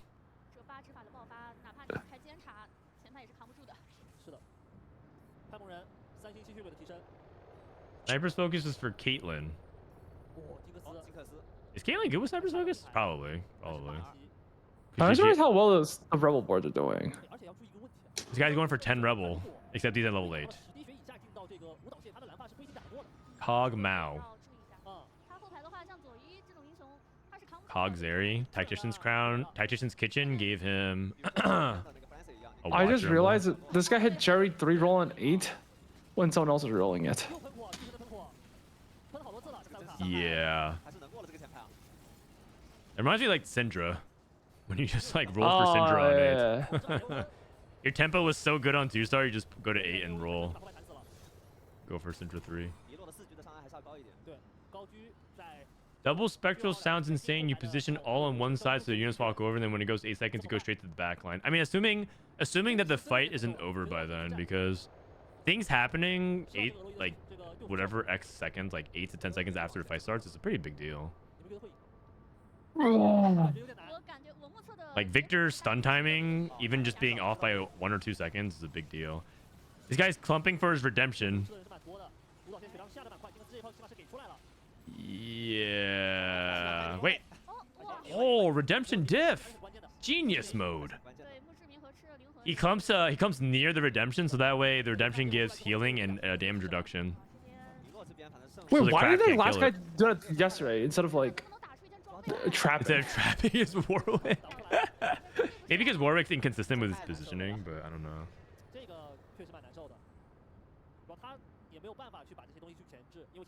I like that. Savika 2. Sniper Savika 2. Sheesh. I played 6 Sniper Savika, and she does some pretty cool shit. Oh. She turns the flamethrower. Have you seen this? She turns the flamethrower on, and then it comes I mean, overboard. I think the only I've seen is like Alright, watch this. doing 3 sniper focus Savika.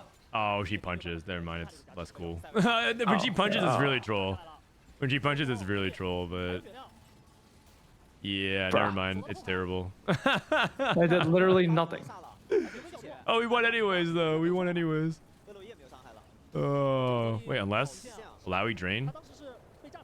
Nah, he's healing. Yeah, overheal. Oh, overheal for Zeri. Interesting.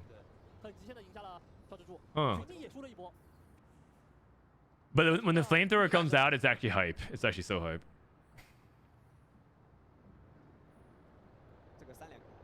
What about Sniper Nautilus? Oh, from Yeah, I remember that, set shit. 11? That was a prank though. I remember you people just backlined our Nautilus and it would just miss. Yeah. I think I remember you doing it actually. I think I remember watching your stream. Yeah. Oh, you get the sniper's focus on onto Caitlyn. Enforce. So there's actually a way with this Vi to guarantee that she won't attack your backliners without having to backline clump. Oh. Damn. Caitlyn. The Zeri sniper, the sniper Savika lost as well. Wait a second. Sniper Caitlyn, sniper Zeri, and Zeri reroll. I'm pretty sure all 3 comps are like sniper driven comps. I guess this is like kind of Vi, but I'm pretty sure 1, 2, 3 are all sniper driven comps. I can we just talk about Cherry never winning. Yeah, actually, that's exactly it. That's exactly it. Spectral always targets certain rows above the back row. Oh, the flamethrower. This is it. Oh wait, this is it. I mean, it's pretty cool. It's pretty cool. Yeah, it is. Yeah, it is. When you get like the true flame though, it's like pretty dope. Look at that. Roll the good one, win the fight. That's why Savika is cool. But she's also super unreliable. Yeah, you need 6 sniper for the you need 6 because you get extra range extension.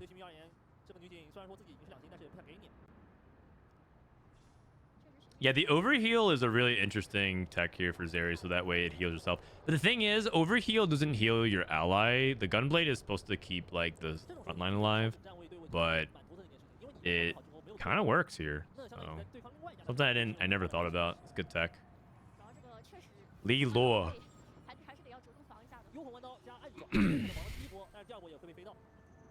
The set 6 world champ. Is Milk rage baiting the way he says Zeri, or is that legit? Oh, it's just how like Soju calls him Yasuo. Wait, I thought there was no Z in the Korean alphabet. Oh, so you're pronouncing it the way Koreans do. Yeah, don't they all say Jerry? Oh, did they? So you just call it Jerry because like the Koreans do. Yeah. Interesting.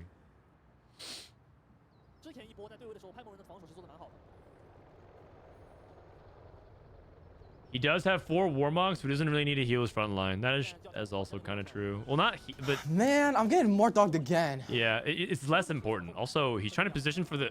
This guy does not know the tech. He's backlining his Garen. Vi just attacked Bro, his what? Yeah, dude, I don't know. This guy does not know the tech.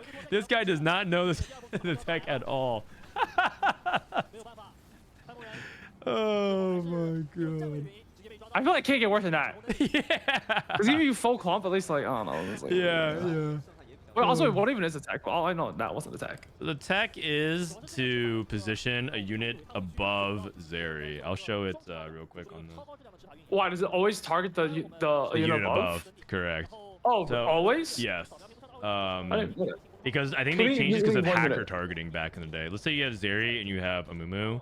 If you put a Mumu here, Yeah. Vi TP's here, she's always gonna target a Mumu. Wait, what about 1 hex above, like 1 right of Sabai? Does will always hit a here? Mumu? Yeah, will that always Here, hit a she Mumu? should target a Mumu as well. So no matter what, it'll always hit a Mumu. Yes. Oh. But the thing is, you want to I make sure didn't know this unit is not too fragile, because let's say this is a Mumu 1 and not a Mumu like Yeah, Mumu I'll 3. kill it, yeah. She'll just kill this and start targeting the Zeri. So you actually put Yeah. your real tank here, is the thing. Oh, I need P real quick. BRB. Okay. 就像上一把的话，选择的是一个皮卡，这次其实是个皮卡，这个其实皮手这个阵容来说，就像 Frodan The Zeri win rate is unchanged. No, technically it went down. If it goes second, it went down. Teaching China again. Oh crap, you're right. I can't. No one from China is watching my stream, man. Come on. No one's watching my stream.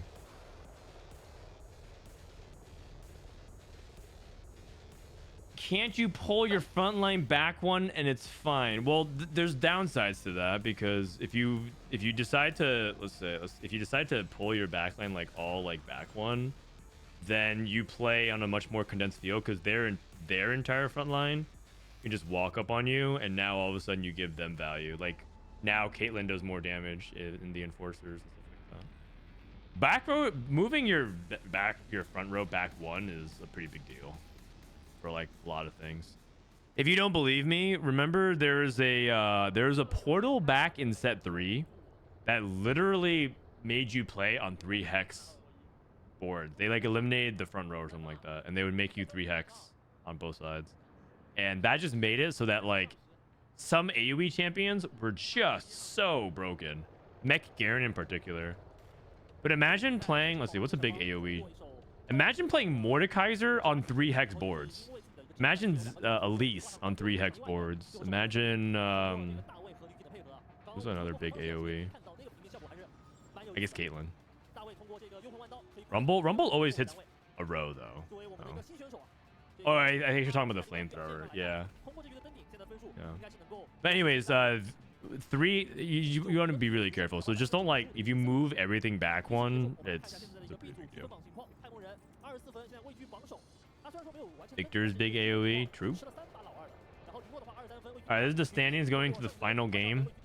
So the stakes, if you top 2, you go straight to the final lobby. If you are 3rd to 6th, you play in the losers bracket. It's still technically open for everybody 6 and above. So these guys, okay, actually this dude is not playing for anything. He's playing for fun. But the 7th place player can play for a losers bracket spot, and these players are all playing for a top 2 spot. So it's actually kind of close. Wait, anyone can make it out. What's up? Anyone can make it out. Besides Anyone can the make it last out place guy. except for the 8th place guy and the 7th place guy. But that, I mean, that guy can make it out though. Yeah. Yeah. I kind of like this format. I kind of hope that we do something like that one time. Like Yeah, a but then losers like bracket. we don't have the budget for like that amount of days for regionals. Cause you know the regional takes a week long, but like Yeah, the the TFT we're on a regionals tight. take it's true. Yeah, we run a tight ship here. True. Actually, take over for a bit. I need to go get a snack. Watch Okay. Chat, BRB. Oh, hello chat. Here we go. Darius against Creeps. Pog.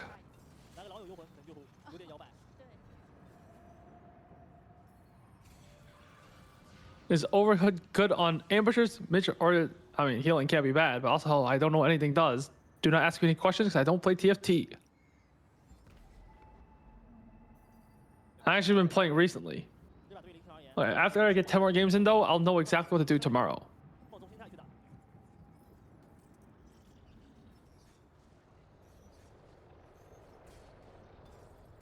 Why did you stop? Stop what? Don't play TFT where we got resigned to Italy. The thing is, I don't think they know I'm on the team, and my main job is I think I'm just Soju's friend. That's how I got on the org. That's about it. Yeah. Like actually, I'm not even joking. Yeah. What do you do to pass your driving license test? I mean, okay, the thing is like driving is all luck. It's like you hit your left turn. Let's say you hit your left turn 50% of the time, you hit your right turn 50% of the time. Well, if you take the test in about like the right enough amount of times, you'll eventually hit both turns in the same test. You know? Verbal Prismatic, Fissilage. Honestly, I'm kind of surprised they like Rebel so much more in Asia. Because I don't know why, but I feel like NA doesn't play that much Rebels. At least in solo queue. Yeah, it's true. All the scrims. I mean, I actually, think it's because a lot of people keep they heard that one Soju rant, and ever since then, people hate Rebels. Oh, I mean, I'm looking at the scrim stats. The Rebel, it's not too hot. Whoa.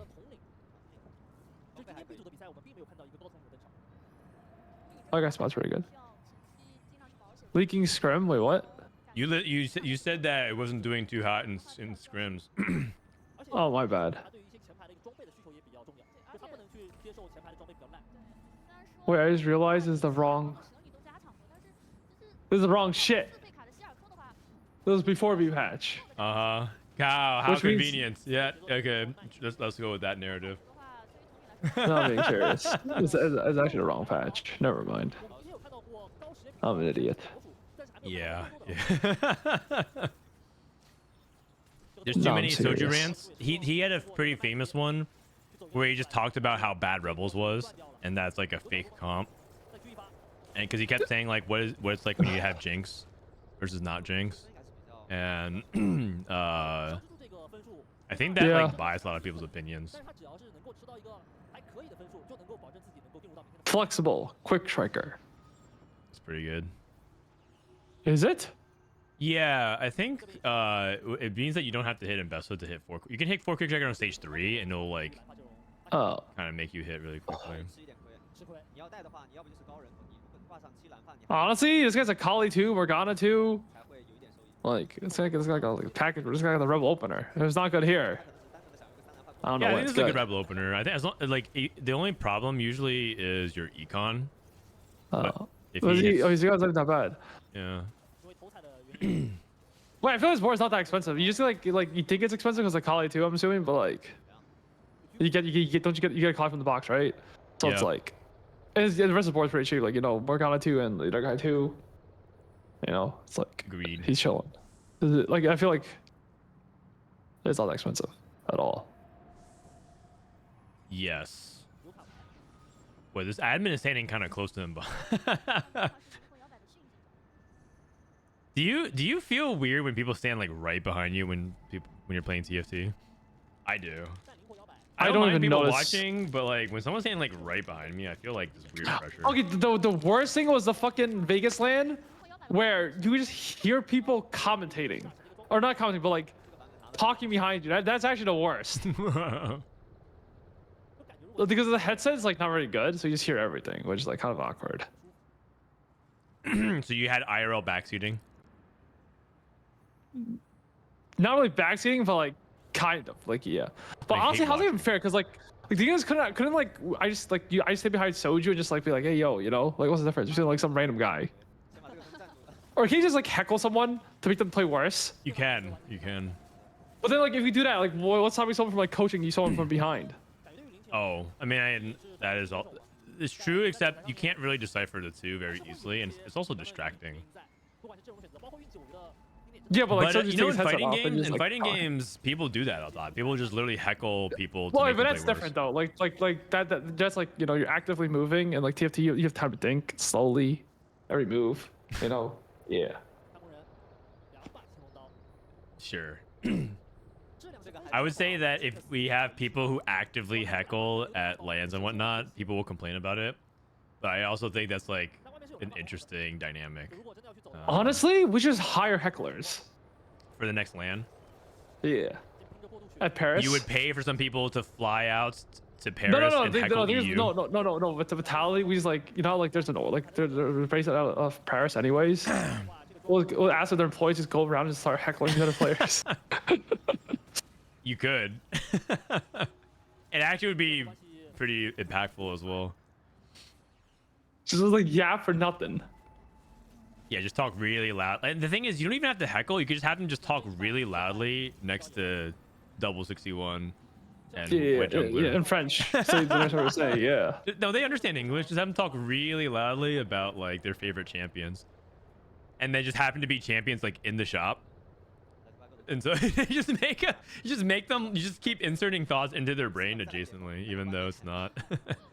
Yeah. That way they're not like getting in trouble for like harassing, but they're just like, yeah. Like, oh my god, I love Lux. You just keep saying that like really loud in the background. No, not like that, but like he like you know like he should have done this. Yeah. Like, oh really? Do you like Tactician's Kitchen there? I really thought it was something else. I just start saying Yeah. What do you get? You got Conquer Emblem. That's playable. I guess that's usable. Playable. He's not. What does he slam here? Spark, Titans, Lucky Gloves.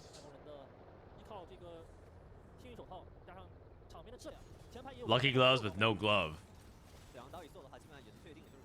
Is he getting another glove? He's gonna get another glove, I think, in next round. Yeah, but it's kind of I don't know. But like, But he what is he got gonna do with that another glove? glove, though. So Pray for another glove. pray for another glove. Dude, ever since they buffed Lucky Gloves, it feels so. Dude, I can't do. It used to feel so bad. The 2-1. Yeah, the old 2-1. Yeah. Oh, another Rebel plus 1. Wait, there's multiple Rebel players. Prismatic Pipeline. You see the Is that stats on Men- Prismatic Pipeline? It looks like pretty bad. Like a Is that Menace, 4.8. by the way? What's up? Oh, really? Yeah. Oh, is Stats on is Prismatic that the Pipeline are s- pretty terrible. Oh, that guy hit the guy playing with Dominator. Did he hit the Dominator one, or is that somebody else? I didn't see. Oh, Wandering Trainer guy with Pit Fighter and Academy. because someone hit Coronation. the Vander Silco one, but I don't know if it was like What the guy who was could really have playing been? Dom. What could have been? Dude, I should look at these stats. Also, I need to pay someone to do stats, man. Like for sure. Like I'm actually doing set. That's not allowed. Setsuko VODs. Like what? Just pay him. Honestly, you're right. You're right as fuck. He already We told him does to it. private it, Yeah, tell him to You're take right, it down you're and right. private it. and then like you just get him to add like Bishop Games, Setsuko's. What was that? Oh, Man, I'm getting my more dogged stream deck again. randomly logs me out, and I have to like log back in. It's so random. I don't know what's going on. I have to disable that Huh? plugin.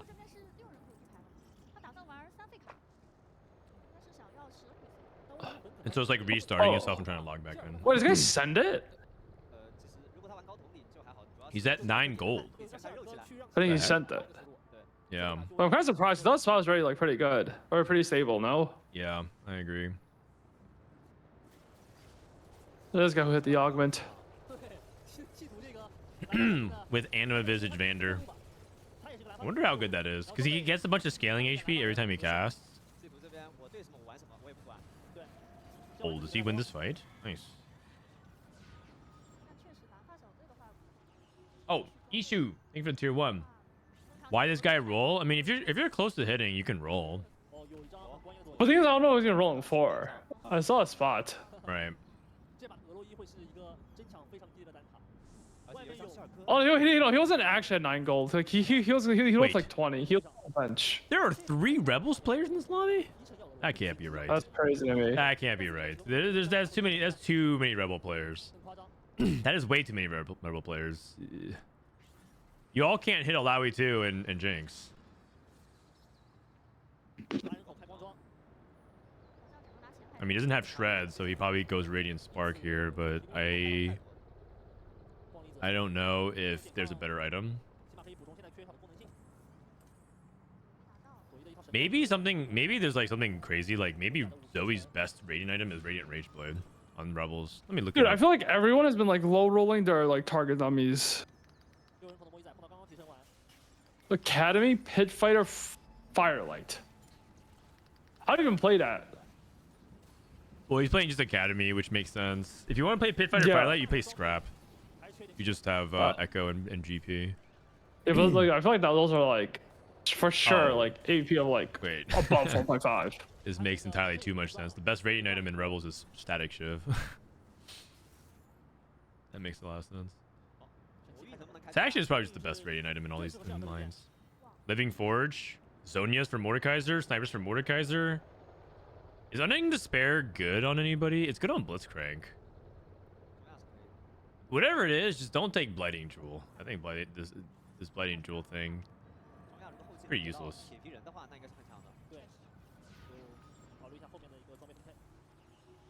Why does that make sense? Because Rebels give you a burst of attack speed. And so and also Zoe's best mana item is Rageblade, and Rageblade has good synergy with Static Shiv and the attack speed, so it just makes a lot of sense. And then also the base stats of Static Shiv is really high, which makes it one of the best performing Radiant items, period. Like, outside of like the fit for the comp and the carry, there's also the straight up base stats are really high, and so it's like a combination of that. Okay, this guy gets a 3rd emblem soon. I'm surprised he lost so much on stage 3. Oh, it's because he's playing Prismatic Pipeline. Oh, wait, 2-1 pipeline still averages 4.3. What average is 4.3? 2-1 pipeline. Okay, but what about a 4.3? What about a 3-2 pipeline? 4-8. Yeah, okay, I think that's what I was looking at. You got Masterwork upgrade. What does he upgrade here? Artillerists. He has 2 Reforgers. He's going 6 Conqueror. Whoa! Hold on a second. Wait, no, go back to that guy. That guy, he's pivoting to 6 Conqueror from 4 Quick Striker. That is not a thing. Pivoting into 6 Conqueror.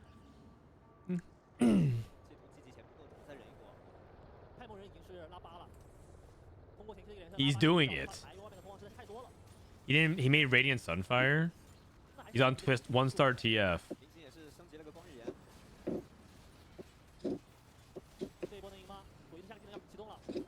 Oh, that is not. He's at 18 HP. The 6 Conqueror 8th. Oh god.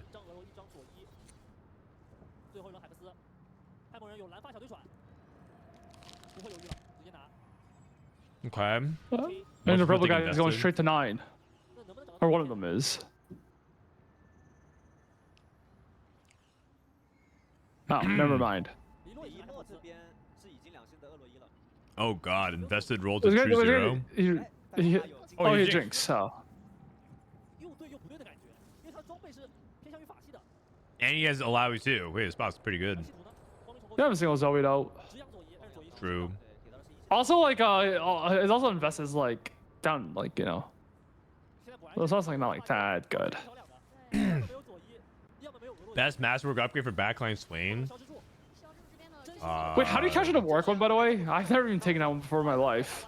My guess on that would be something like Radiant Shojin. But sorry, what were you saying? Cash on one life. Oh, how do you capture the work augment?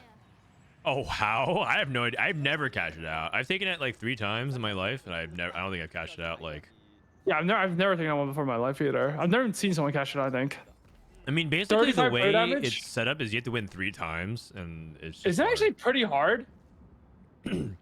Yeah. Wait, is that it? 35 damage and that's it? Well, yeah, because basically it's 8 damage base to stage 4. So if you So win, you win 3 rounds. you win 3 rounds basically. I And feel like that is like that's kind of hard. pretty hard. Down Prismatic. I feel like you compare that to Mel, where you always do is win once and start the round with it once. It's like that's completely acceptable. They probably have to reduce that Warwick one down by like one fight, but then it might be too good. Surprised if it averaged like really good, just because like people only take it from like absurdly high roll spots. Yeah, and even then, it feels like worse Golden Egg, because Golden Egg is also high roll and win 3 times, isn't it? Oh. Golden Egg is like it's 11 rounds, so you win 3 times and you get it over the course of one stage. And oh, is it 20 now? Oh, is it 20? I guess winning 2 is like more reasonable. 20 damage? What? No. Warwick's Augment is not 20 damage. It's not 20 damage. No way. That's way too easy. Let me see actually. It's 20 and double up. Oh. Bro. 20 and double up. Got it. It's 35. Gain a Bloodthirster after you do a 35 damage to other players, and gain a Warwick and a Hysterics gauge.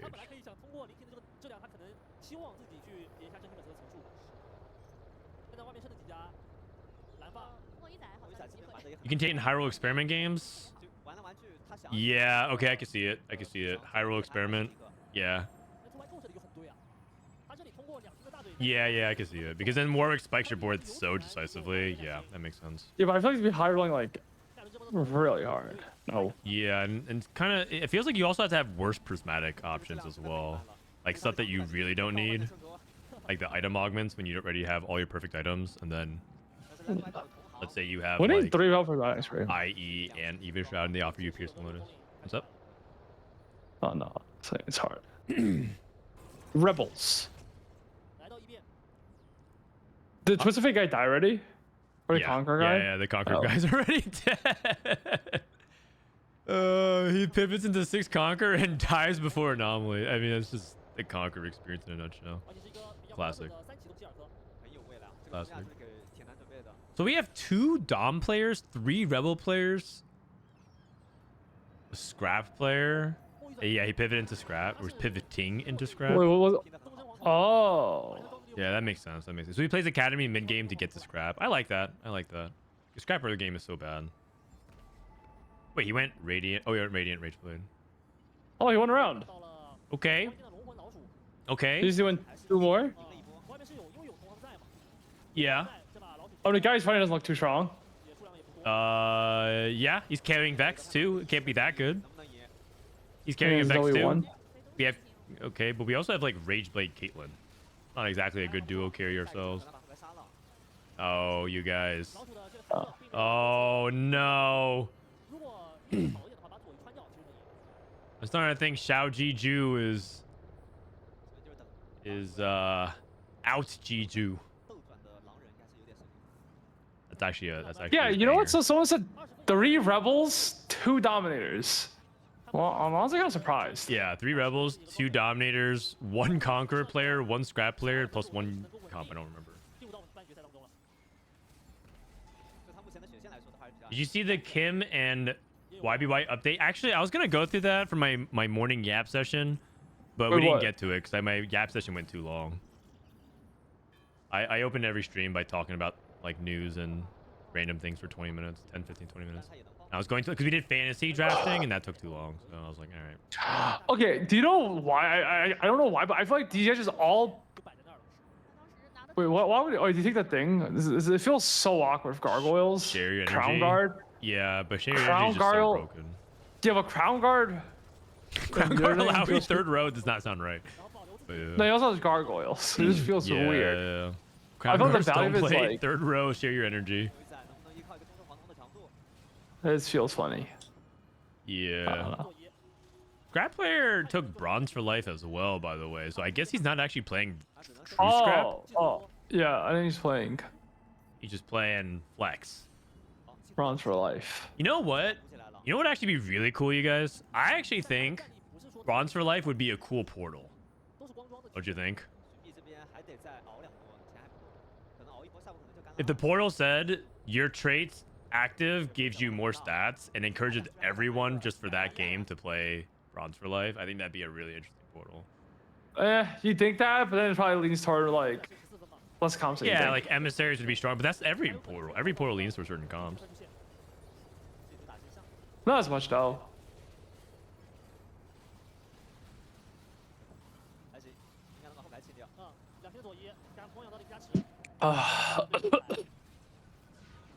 It's even more restrictive than the Mbessa portal. Okay. Nah. You don't even know what you're saying, man. That's a 10 minutes. You just can't drop stuff like that, man. What are you even saying? You cash out? No. No. He won two. He won 2 though. He has to win one Oh, more. here's these one more. He has to Honestly, win one more. It's doable. It's doable. He's at 13 HP. 因为外面有2家玩同龄的关系，他的蒙都还没有20。 I mean, the only he's beating is this guy who's going 9. Next turn. Dominator Wait. Kog'Maw. He's No, playing Brady's catching out, no? Dogma. I mean, he's winning this for sure, right? I don't know. His front line looks pretty terrible. Bro, this guy's He going lost by fast like 9. 1 million units. He didn't cash out. Oh. Okay. I'm never taking an Augment again. Yeah. I mean, have you taken it? Never. I've never seen someone take any cash out before. Also, Actually, I don't think you're playing another game with the set, so it doesn't even matter. You're right. You're right. 主要还是3采取。 Wait, no, that's not true. I'm gonna play a couple games tonight. Okay, fair enough. 是吧？哇，好多转折。 Yeah, well, you're still gonna play some games? Yeah. Well, I've been playing for this thing. Oh, I appreciate that. Oh, and somehow my LP's not even that low. Somehow I've been climbing. I don't know how it's impossible. 泰国人这边没 All the good players are scrimming. 拿对 Yeah. Like I look at my last lobby. I don't know a single player. Gotta catch the Robin cues. Wait, this guy just rolled and found 6 rumbles in 2 shops or something like that. That was crazy. Yeah. Manazane is wait, what? Zone? Oh, for Mord. 来了。 Okay, but isn't Manazane better than just one item Zhonya's on Mordekaiser? Bro, shouldn't he just back or move his like thing back? His Jace thing, like body block Mundo. His Hex. Oh yeah, his Hex force is blocking the Mundo. The Mundo can't get in. He's still locked out. Oh. Oh man. If he loses because of that, that'd be so funny. Oh. Oh. Oh, he won. He won. You guys see this Mundo? This Mundo right here. He's just trapped. There's 2 Zanyas. And then the Forge came back and he couldn't do that, and then he got trapped again. Oh man. 锁定在一个20分的分数线。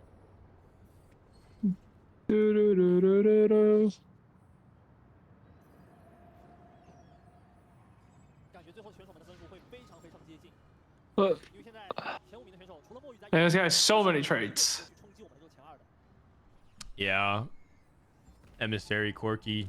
黎洛的左移到现在为止都没有2星，5杠6阶段，还是拿了一个投资。对，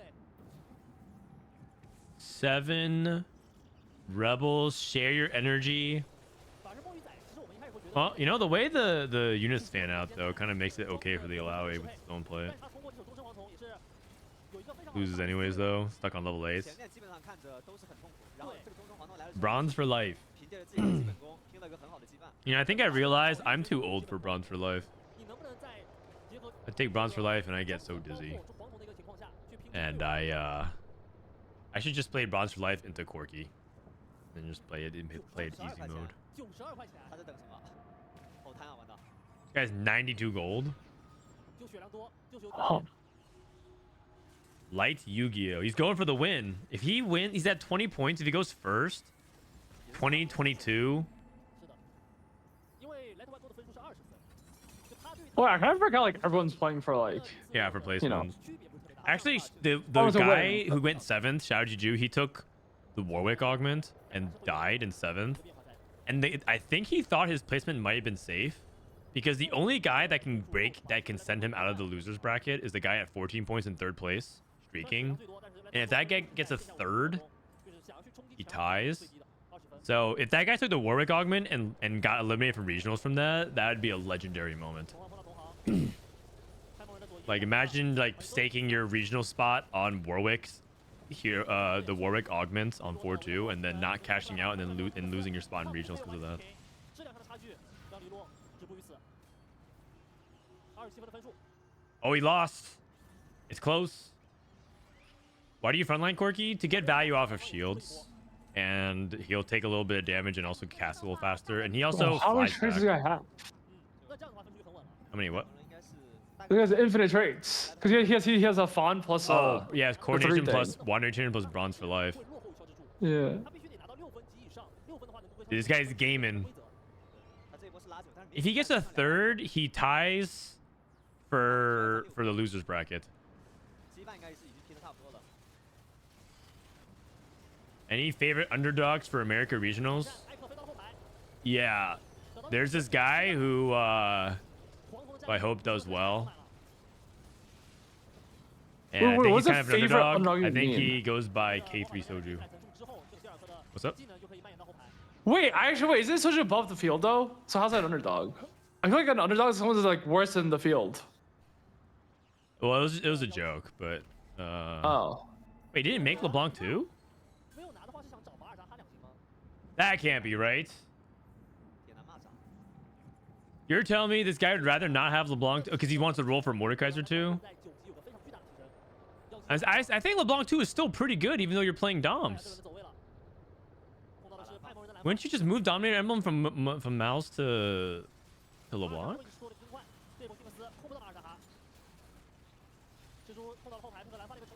Really? That's kind of weird.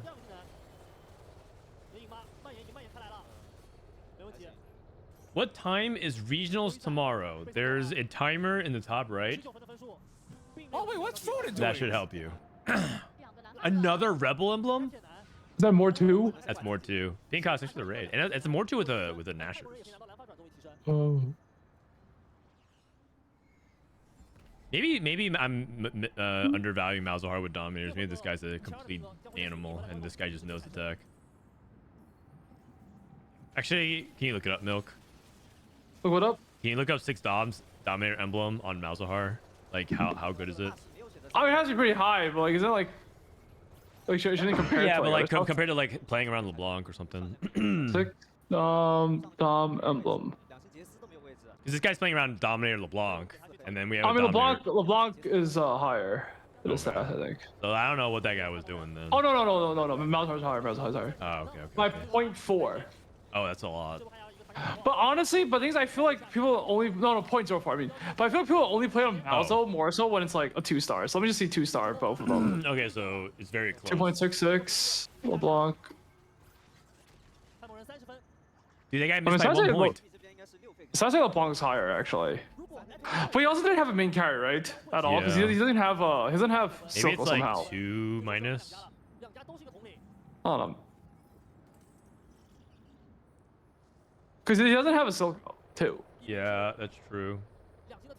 Yeah, Well, that's it's actually kind very of true. awkward. He's playing Casio Mal's duo. Either way, it feels like LeBlanc and LeBlanc 2 intuitively feels better than 1-star Malzahar.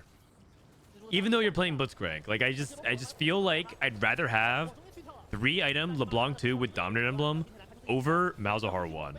Maybe that's just me though. Never mind, this guy wins the game. Ziggs 2 carry.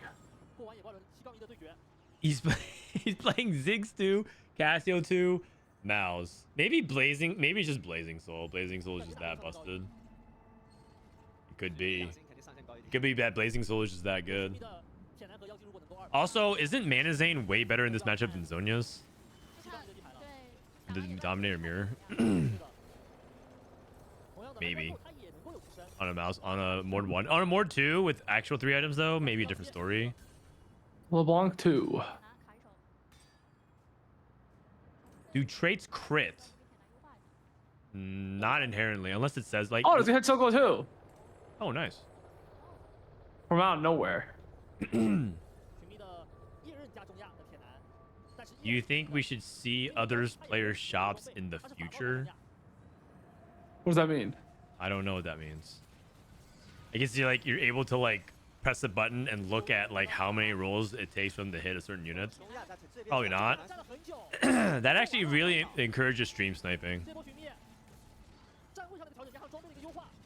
Also, I don't even know how they would code that. 伤害全是挺难打的。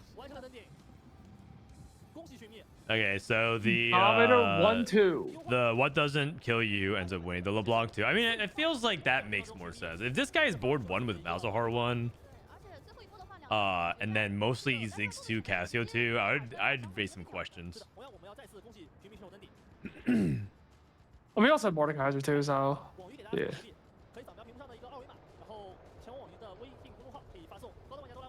Okay. People, bye. I'll see you tomorrow. See you tomorrow for regionals. Bye, Alright, Milk. I'll be there at 11. You'll be there when you be Tokyo. there. Wait, how far is this place from the airport again? Like 15 minutes. From- Pretty close. Oh, we're chilling then. I'll be there before 11 then. Good. Fresh off the airport. You have to wake up like 5 a.m. tomorrow. Okay. Okay. People, bye. All right. That's it for China regionals, you guys. That's it for China regionals. I don't think I'm actually gonna do much longer of a stream because, as you guys know, regionals weekends and all these different productions take a lot out of me. So I don't think there's gonna be scrims to watch. Let me see actually real quick. Let me just look. But I'm pretty sure all the scrims are closed.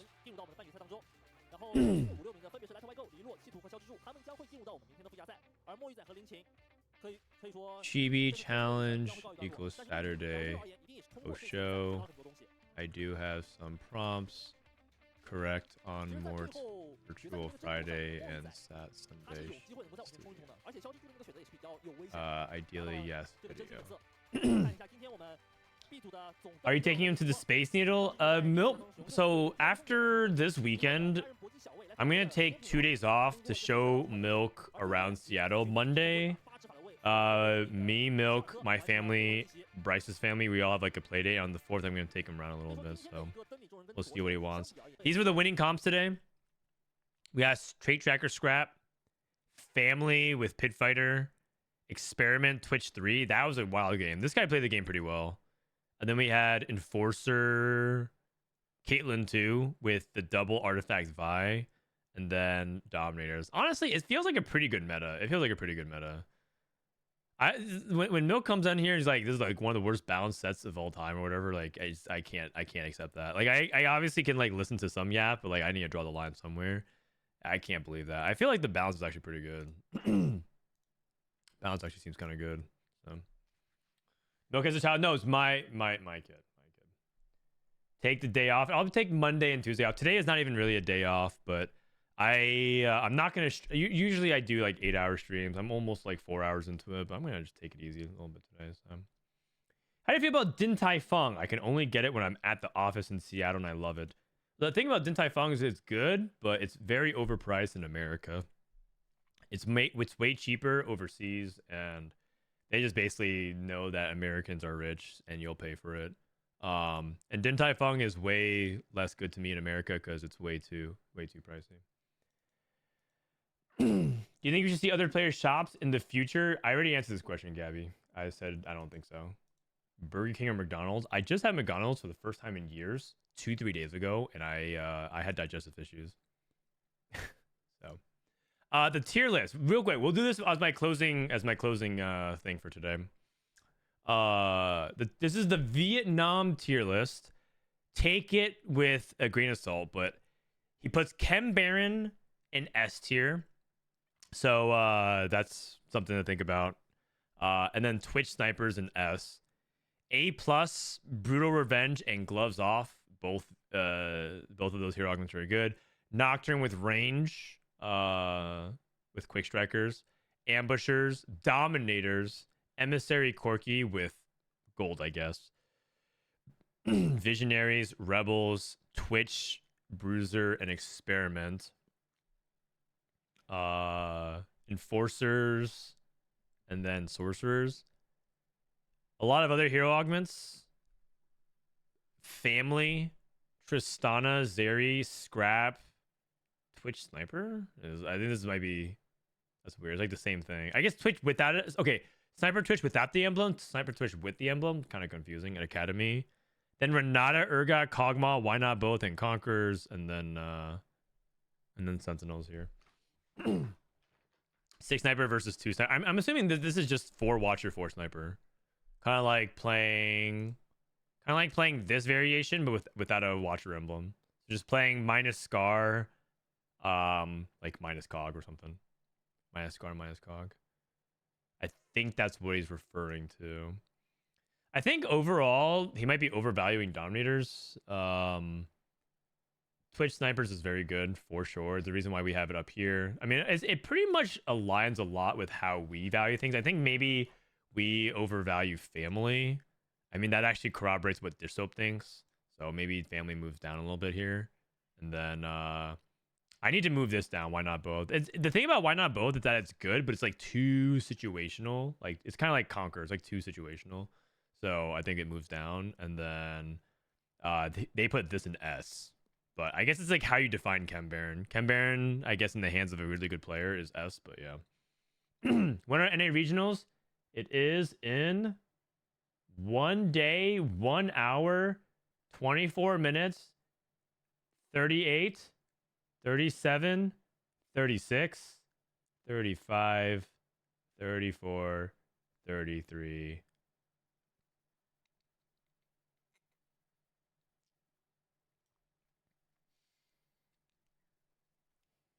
As for the mobile viewers, yeah. Family loses to Legendary Soup. Yeah, it just depends. I think family. Here's also a way you can look at it as well, because we were looking at some of the statistics. Violet, Draven, Vander, right? So if you're playing this board, the difference between having a family emblem versus not is an entire tier difference. So I think that's why it's like when we have it here and we put the family emblem on, it kind of implies if you have the ideal condition for it. A family emblem makes this comp extremely legit. But I think without a family emblem, you know, it's probably somewhere around here. So it's not like you always play family because it's good. It's just the family emblem is phenomenal. It's very, very good. Why not both an X tier? Because with the rest of the hero augments, that's actually fair. I would actually... Yeah, you know what? That's actually fair. So maybe you do that because that is an augment dependent thing. These are all kind of augment dependent starts. Yeah. So where can you see the lobbies for regionals tomorrow? Go to Liquipedia. Go to Liquipedia. Liquipedia and TFT, and you click America's Golden Spatula. It should be up. It should be up. Actually, the groups aren't up. Oh, in that case, go to my Twitter account. Go to my Twitter account. Maybe you hate Twitter. I totally understand that. But this is the most insane lobby we've ever seen. Spencer, Metsua, Replay, Sutsuko, Wajan, Casper, Ecoillusions, Ripple. It's just nuts. Are you the one updating the site? Liquipedia? No, this is volunteers. But am I updating TFT Academy? Presenting the latest Melee TFT comp series from Set 13, meticulously created by Team Tactics expert Dish Soap, a world TFT champion, and Frodan. That's me. Yep. I guess it's me. I am updating. Interesting. Okay, only 2 people in the world are allowed to change this tier list. In fact, I'm going to change one thing right now. As you guys are watching real-time tier list updates. Where is it? Where is it? Where is it? Show me the money. GP. I'm moving this to the X tier. I think that's correct. And then no one really plays. I'm going to go ahead and just hide this for now then. Because this is actually like comps that don't really exist anymore. Yes, you can technically play Elise, Swain duo for Form Swappers, but people aren't really doing that. And then Form Swapper reroll is actually very similar to Conquerors. If you play Form Swapper reroll, a lot of times you end up playing like GP with this as well. So you probably have to update this and play the 4 Form Swapper variation. So it'll be Jace. You cut LeBlanc and you play Elise. And then it's probably Jace backline. So then it's like a Hextech Forge. So it's probably something more like this, yeah. I mean, we'll just like update that and then call it a day. Boom. All right, and that is like, so that's how it's updated. It's updated in real time. Just like that. Make AP Amumu S tier. Nah. Oh wait, GP is here. I'm probably gonna put this in probably in B tier. So I have to add a tag to it. Give me a sec. I usually don't rush it, but I'm just trying to show you guys like how it works behind the scenes. So the tag for this is B tier. And then Crimson Pack Vlad is definitely worse after the nerf. I think that's correct. We didn't actually update this. I'm just going to go ahead and stick to the VN suggestions. So when that update goes through, you guys should be able to hard refresh the website and actually see, assuming that it ever refreshes. Maybe Google Chrome will do it. Let's see, Chrome. tftacademy.com. Comps. You hard refresh. Wait, is it updated yet? It might still be updating on our side. Oh, it should be updated. Whoa. Okay, it'll update in like a minute or so. Not sure who coded this, but this is really well done. Whoever engineering team you used was worth it. Thank you. I'll let them know. Category 5, Ezreal is dead. It's not. It's just... Okay, you know what? We should probably just put it... I'll create a variation of it. Yeah, I'll create a variation of it. Can you make a tier entry guide for too much value? I just got it. I know it's good, but I'm not that familiar with the line. Well, too much value is more like what you can play with it. You should look up this. Go to our search bar right here. Search anything. Click too much value, and you'll see compositions that encourage you to play it. You're like, okay, Quick Striker Nocturne. That makes sense. Oh, you mean like a variation of which you play too much value? I mean, I can only help you so much. But a tip for Tristana is that instead of Ezreal, you play Urgot for these. And instead of Alawi Rel, you play... Or instead of Alawi Irelia, you play Leona. But then the too much value is here. Oh, this is for Cassio. If you play too much value, because you can play Ziggs, Vlad, and then a couple of 2 costs. All right. Anyways, that's it for now. GG's. I'll update more of the website stuff. I didn't know about the search. It's a good tool. It's a good tool. A lot of people don't know about it, but it's a good tool. All right. Let me rate somebody to call it for today. This weekend, we're going to have the Regionals co-stream. If you guys missed it, it's going to be Milk and Mortdog. I hope you guys come through. It's going to be a good time. The America's Golden Spatula co-stream starts at 1 p.m. Pacific. One more time, countdown timer in about 25 hours from now. Hope you guys come through. We got some fun stuff planned. Spencer's auto-qualified for Worlds? Yes, he should be. What's for lunch today? I already had my lunch. I had a Soylent and a Perfect bar. That's what I had. That's my lunch. Your website is really good. Thank you, Monkey. Well, we have actually some plans to keep it updated. Like, we're not trying to just rest and rinse and repeat. We're gonna try to keep leveling things up over time. So if you like it now, wait till you see where it's like in a year from now and whatnot. All right, who are we rating? Who are we rating?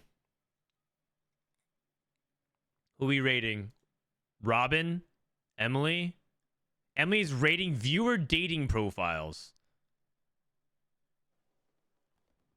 I see. we're at that cycle of TFT content. We're just rating people's dating profiles. I'm gonna rate my friend Bloody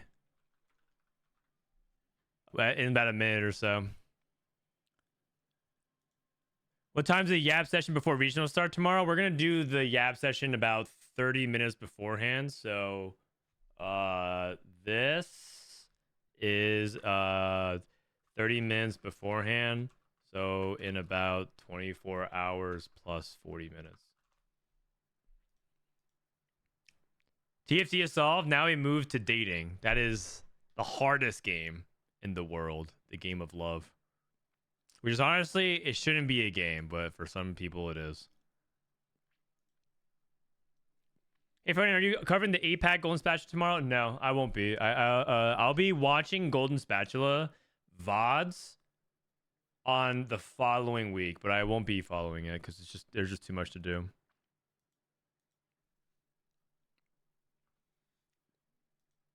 I'm going 8th. You're going 8th today. But in the game of love and the game of life, you just queue it up again because you'll never go first if you never queue up. If you just stop playing, you'll never win.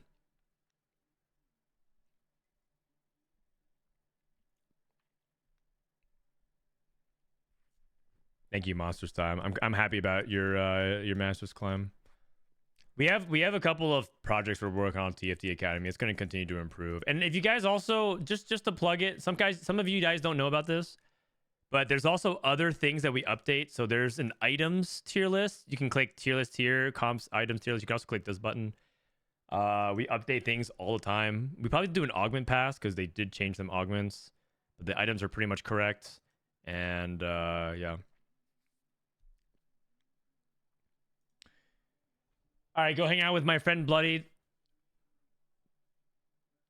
Raid message here to learn. She's on a challenge. She has to get to 1,000 LP challenger, or else she's going to give chat $1,000. So she's on a little bit of a challenge. So you can go hang out with her. Enjoy the rest of your day. Yeah, I'll see you guys tomorrow for Regionals co-stream. Have a good night, everyone.